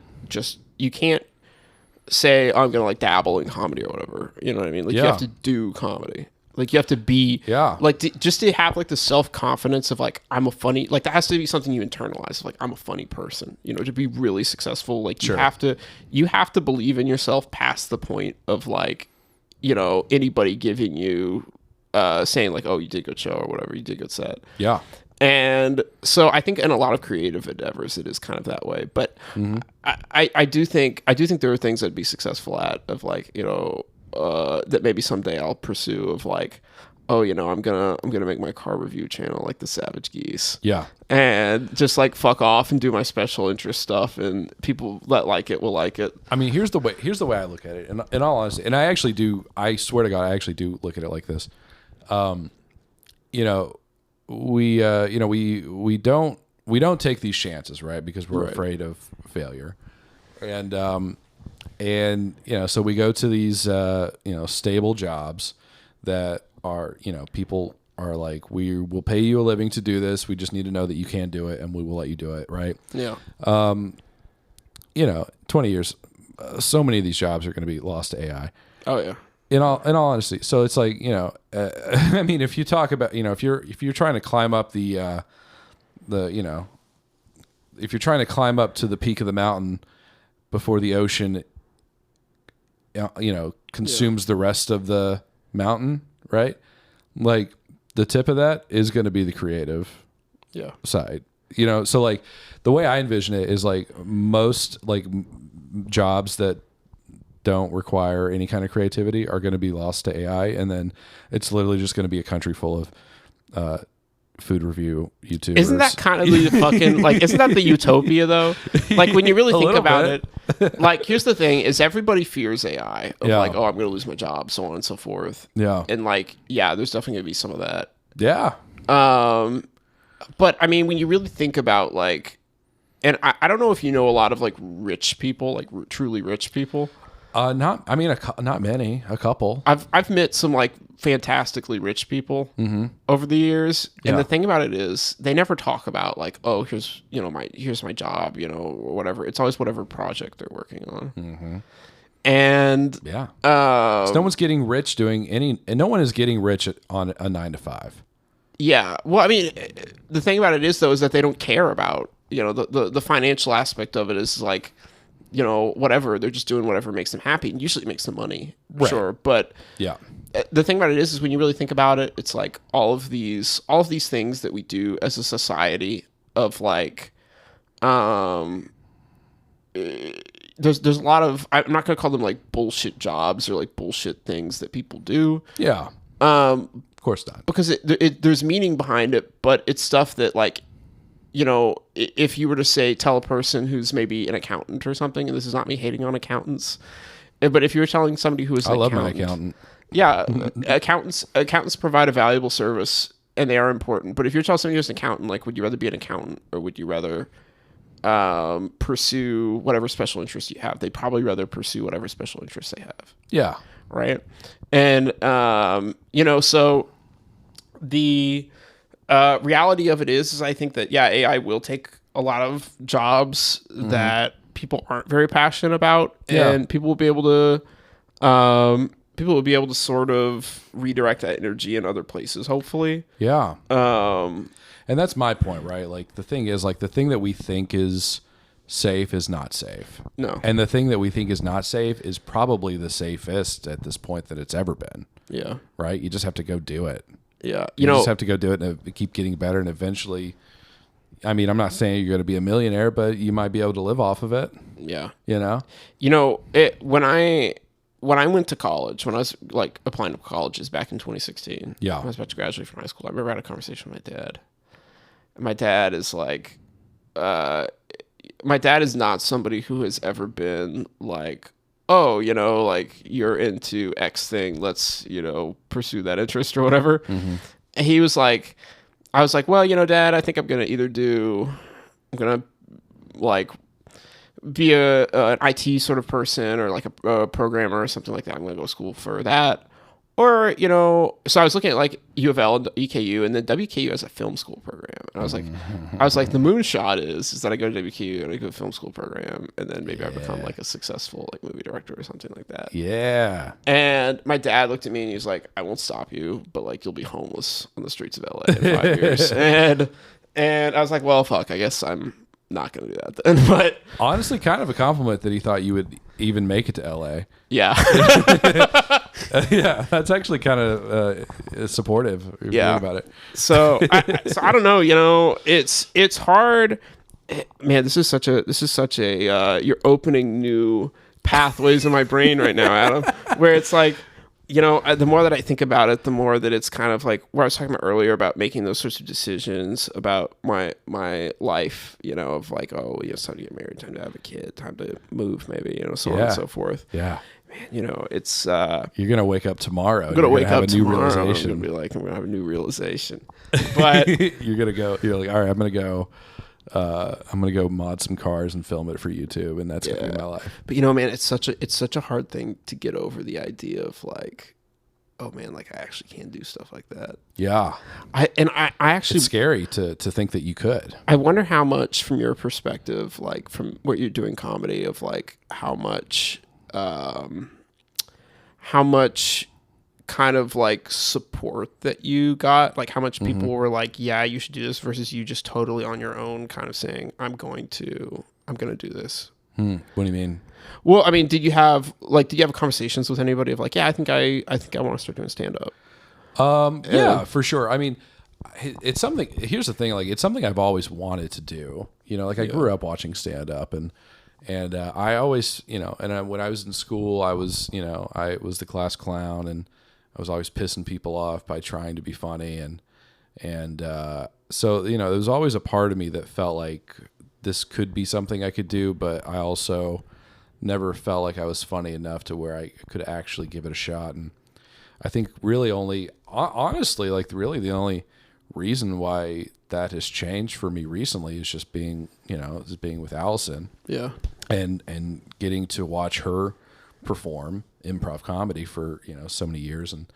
And I think every time I see that show, I see them perform, I get just a little bit more, I feel just a little bit more empowered, Yeah. And then, and then after going to a couple open mics here and there, you see people be bad at it. And you're like, I could be bad at it. Yeah. Yeah. I could go up there and just do a terrible job for 5 minutes, and eventually and then once you do, you start to see like, you start to understand like, oh, it's like working out. It's like a thing that you get better at. Yeah. And then once you're at that point, you're like, well, why don't we just keep it rolling? Going. And then, the more you hear affirmations and other people saying like, oh yeah, shit, that was pretty good actually. Then you're like, oh fuck. And then it starts to snowball. Yeah. So that's how I think it goes. So whatever, creative endeavor you might be interested in. Yeah. I think you'll see, because the thing, it's just like, anything else, like anybody can make a shitty YouTube video about action figures. Well, I mean, and once you do, you look at it and you're like, I'm not going to say this is the best, but I'm still proud of this because I did it. Well, actually, in all seriousness, and your viewership is going to turn off right now and cringe for me, but like one of my greatest like creative pursuits, at least in my life right now, greatest creative outlets. It's not really a pursuit. Yeah, it's like I do have all of these like action figures and stuff, and I pose them in like really incredible sort of scenes, and it's kind of like, you know, I'm not great at drawing, but like I can do that. Like I can make this sort of like stop motion visual diorama of stuff. You know? Okay. And so that's something I tell people, and that is like actually a really fun creative outlet, is that just like I'm gonna make like a comic book splash page in 3D. Yeah. Of like and you'll have to come over to my place sometime and see what I do. But like and that's not something that a lot of people do. Also, so that's you've automatically got a carved out niche. Yeah. Like you could figure out a way to put that on TikTok. You know, there might be something there. Yeah. There might be something there. There isn't a whole lot of people who do that sort of stuff, but yeah. So, and what you were saying about Allison, like being supportive of you, that's something that like Teresa's that kind of way for me. Of like nobody, you know, like my family's not really like, yeah, you should kind of go out and do whatever sort of thing you fancy. Yeah. It's kind of like, well, you got a good job. You should just keep doing that. You should just keep doing that. And not that I'm saying I'm not going to, but like, you know, there's a difference, you know. Right, we're not saying let's starve for this, but we are saying let's give it a shot. Yeah, so that's something that Teresa kind of like comes in and she's like, "Fuck yeah!" Like you kill, you know, doing that. Like you do whatever the hell you want. Like, and so that's such a positive thing for me. And in our wedding, which you're invited to, by the way. Yay! And we're working on the invites right now. Okay. And I'll start saving up. And it's going to be in New Orleans. This is what we promised your viewers at the start of the show, is what's going on with my wedding. So my wedding, it's going to be at this place called the House of Brule. Okay. And that is owned by a woman named Bonnie Brule. You say BROHL? EL, Brule. I might be mispronouncing it, but so this woman named Bonnie Brule is like the most interesting person. She's a vampire, right? She might be. She's like the most interesting person that we've ever talked to. And so Teresa found this place. You said New Orleans, right? Yeah. So I proposed to her in New Orleans last year, and it was a big hit. She really loved it. Yeah. And we didn't really have an idea of like where specifically we wanted to get married, and we looked at some places in Louisville, like but they had some restrictions that we didn't like, or they were too expensive. By the way, weddings are really fucking expensive, man. I have no doubt. And I'm terrified at the thought of it. Yeah, you should be. It's rough. But I'm so ready for Allison's rich grandma to just come in and just pay for the whole thing. Yeah. Well, I mean, the thing about us is like my Teresa's family doesn't come from money or anything. Like they've always had hard times. And same. My family, I'm just too proud to ask them for anything.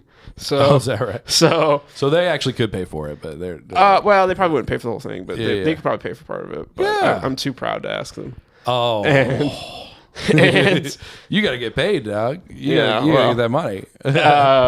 But you want me to ask him? I'll ask him. No. Well, my mom says she's not coming to my wedding, by the way. Oh, really? So, yeah. Whoa, so, drama. I know, real.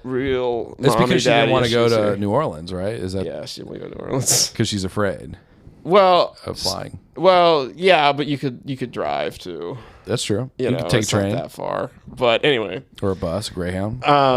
Yeah, so I don't know. I don't know that my family really. I'm pretty sure my sister will come, but I don't know that my family will be really that involved in my wedding. But yikes! Okay, you're really opening up to me. Yeah, I'm really kind of going out here. Some stuff. Okay. But my parents definitely will not listen to this podcast, so it doesn't matter. Yeah, but we know we've already established they're not going to be supportive in any creative endeavor. No, they will not. But next time I'm on, I'll have to talk about my many trips to. I know you mentioned once that podcast is therapy. For people who don't go to therapy, I'm gonna have to tell you about the mini therapist I've gone to. Oh no! But that can be a whole episode. Yeah, that'll be the next one. I had a really great therapist once. Well, I mean, I don't know if you'd say great, but it's certainly interesting to talk about. That basically I'd come in and be like, "Oh yeah, my life is shit," and he'd be like, "How do you feel about the Vietnam War?" And he basically just liked to talk about various battles that had taken place throughout history. So that was an interesting guy. So he's making you feel better about me. At least you're not in the Viet Cong. At least I'm not in the Viet Cong. That's right. So he was actually a hypnotherapist. Oh, really? I've seen some shit, Adam. Listen to me, dude. I had some fucking experiences. All right, we're gonna save that one. We're gonna save that. You gotta one. tell me about what's her name? So vampire lady, Bonnie Brohl. Bonnie Brohl is an incredibly interesting woman. So she lives in New Orleans and she owns this like mansion in the French Quarter that she does. It's like part her doll collection. Okay. Which is, by the way, like that will freak Allison out. We cannot tell her about that doll. Well, collection. it's partly a doll collection that's apparently like world renowned and it's like open to the public, by the way. Oh, really? Okay. And that's what I aspire to. What do you mean world renowned? What does that mean? Well, like everybody's like, this is an incredible doll collection. Oh, like for doll collectors, it's like a big deal. And in fact, world renowned. I see. I was looking on eBay the other day, and some like doll house that she made or is like part of her collection was going for like $200,000 on eBay. Holy shit! So it's like an extremely serious collection. Okay, she's selling it. Yeah, and I really admire. Well, she's selling this one piece of her collection. Oh, so just one piece is $200,000. Yeah, and shit. I really deeply admire this woman because it seems like she's just like totally let her her like weird niche interests like out of control and like made a life out of it. Because she sounds like she didn't get married or have kids. No, she did not. She's just been her for her whole life. Yeah, and so she is like a Polish countess who came to America, and I think like her great grandmother was part of like the November Revolution. Oh wow! So was like, she escaping like Nazi occupation? Yeah, I think so. Is that what happened? Was she Jewish? I don't know, but you know, based off of what was going on in Poland at the time. Yeah. Sounds like it lined up, huh? So, but anyway, so she's this fantastically interesting woman that we've had the pleasure to talk to a little bit. Okay. And so she's going to officiate the wedding too, right? Yeah. She was like, "Do you have somebody who's going to do it?" And we were like, "No." She's, "I'll do it. Just pay me $200." I was like, "Cool." Whoa. So holy shit. So yeah. So she's really interesting, and so she has this mansion, and she has her doll collection there that's like world renowned. But also, she's a dressmaker, and she has like a dress shop there. Holy shit. And she's had this place since like the late '60s or early '70s or something. Okay. Yeah. And so it's like I think it's her residence / open to the public doll museum / dress shop, and apparently she made dresses for Anne Rice, like the author who wrote Interview with a Vampire, and so she might be a vampire. So it sounds like she is a cornerstone of American Gothic culture. She really is, I think. Holy shit. And yeah, we just called her and we're like, "Hey, can we have our wedding here?" And she's like, "Hell yeah!" And so she also does like events like that and like weddings. Hell so she's just like, bruh. I mean, really, what an American story of like, here's all the shit that I'm interested in, and I'm gonna make a life out of it. Yeah, like I admire the hell out of this woman. That's super cool, and I think it is. That's like epitome of like self-actualization. Yeah.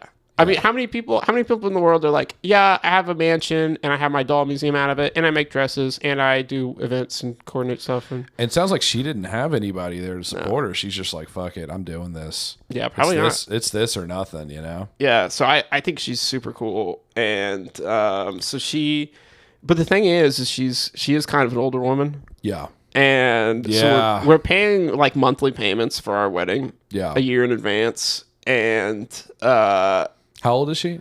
I think she's in her 80s. She's in her 80s. Okay. I'm a little bit because I think there's like I read the contract and there's like a no refund clause, and so I'm a little bit concerned that something might happen over the next year because our date is October of next year. Yeah. But yeah, I mean, fantastically interesting woman. Definitely Google her. She's got to make it one more year. She's got to make it one more year, and she's gonna throw us a great wedding, and so you know, bless you, Bonnie, for please make it one more year. Please make it one more year, and please remember that this agreement happened. I mean, you don't want to show up in October and she's like, well, who are you? The thing is, I think it's totally a one-woman show. And so it's just like, whenever we call the place, it's always her that picks up. Really? Yeah. And so she's just running it. She's just running it. It's like her house. She doesn't have like any employees? I don't think so. So wait, so you think she's just, I mean, is she setting up she has like vendors. Okay. That she works with. So like this thing, it's going to include the venue. It's going to include like food and like a wedding cake. And like, it's all going to be like in this as part of this I just hope package. She's not going to be the one setting up the chairs and tables. She might be, man. I don't know. Fuck, but like, she's such an interesting person. Sounds like maybe she is a vampire, you know? She might be, man. Like when I was reading all this stuff about her life, I was like, oh my God, like this is like a crazy life story. You see a picture from like 1836. It's like her as she looks right now. Yeah. There's not a whole lot of pictures of her on the internet. Really? Really. I was going to say, I wonder if she's on Instagram. I don't think she is. I think she should be. No, she should be. How'd you even find out about this person? Teresa found her. Oh, okay. Teresa found her. I think at a Just certain Googling? point. Yeah, I think at a certain point she wanted to. She was like, I just want to do New Orleans because I love New Orleans so much. Yeah, I get that. And yeah, I did too good of a job in the proposal, taking her down to New Orleans and doing it. Oh, yeah. I was like, we got to go back. Yeah, we got to go back. So that'd be cool. That'd be my first time in New Orleans, too. Hell yeah, man. I've never been. I'm excited for it. We're going to take you to all the jazz clubs. Yeah. Go down Frenchman Street. Is there Is there like a drink there like that Hurricane. New Orleans is famous for? Shut the it's not the Hurricane. It's the fucking Hurricane, man. Boy, Hurricanes will fuck you up, by the way. Well, they got a sense of humor down there, don't they? They do. Actually, New Orleans is probably it's you can go out. What the best thing about it is you can get like whatever drink you want and just like go in between clubs and bars and just like take the drinks into different places. Really? Like just walk around down the street. Dude, those guys are not okay. New Orleans is a fucking fantastic city. They're naming things after, things that have destroyed their cities. They've got a sense of humor. But they're like, there. You can take it anywhere you want. They've got a sense of humor. Yeah. So, I mean, I think you'll love New Orleans for sure. And I'm excited for everybody to go down there. And that's one of the reasons that we also want to do it is because we kind of like wanted to weed out the people who are like for real. Yeah, the fucking like, pussies. Because it's easy to be like, oh yeah, drive 10 minutes on this day and go to our wedding. It's nothing to be like, yeah, take a flight. You know what I mean? Yeah. I mean, you're basically asking us to take a vacation for your wedding. Right. Essentially. And so it's like you're weeding out the people that you like. Only the people who are really like committed are going to show up. Yeah. Which is not my mother. And fuck you, mom. And yeah, so you're weeding out the people that are really committed, and also it's kind of like it's going to be, I think, a close knit group of people that like we're going to go to like. We're going to go out and do, what's that one? There's a jazz club down there that's called, I believe, the Blue Nile that I really love. I want to take everybody there and do the Blue Nile. And just do, just kind of like do New Orleans and just like go out and have a great time in the French Quarter. Dude, I'm so down for that. Yeah. That sounds fucking sick. Can we get on a hovercraft? Can we go out? Can we go swamping? That. Can we go like crawdad fishing or whatever? The thing about it is that there's not a whole lot of that like right there in the New Orleans actual city. You kind of got to go out past the causeway and all that. But that's okay. Well, all right. So jazz, Creole, we'll do. You're gonna have a good time though. Okay. New Orleans is a hell of a good time. I'm fucking stoked, man. Yeah. All right, man. Well, I tell you what. I think we're gonna wrap it up. All right. This has now officially been the longest episode I've ever done. Really? How long has it been? 2.5 hours. Oh my god, dude! What I have so much to talk about. Like, I feel like I barely reached the surface. I know, man. That's why you're here. Yeah. And that's why you're gonna come back. All right, man. We're gonna call it to the audience. You guys have a great week. And anything else you want to say to the crowd? Thank you for listening, everybody. All right. I hope it's been a good show. Yeah, it has been. It's been one of the best. All right. All right. See you guys. Take care. Bye. Bye.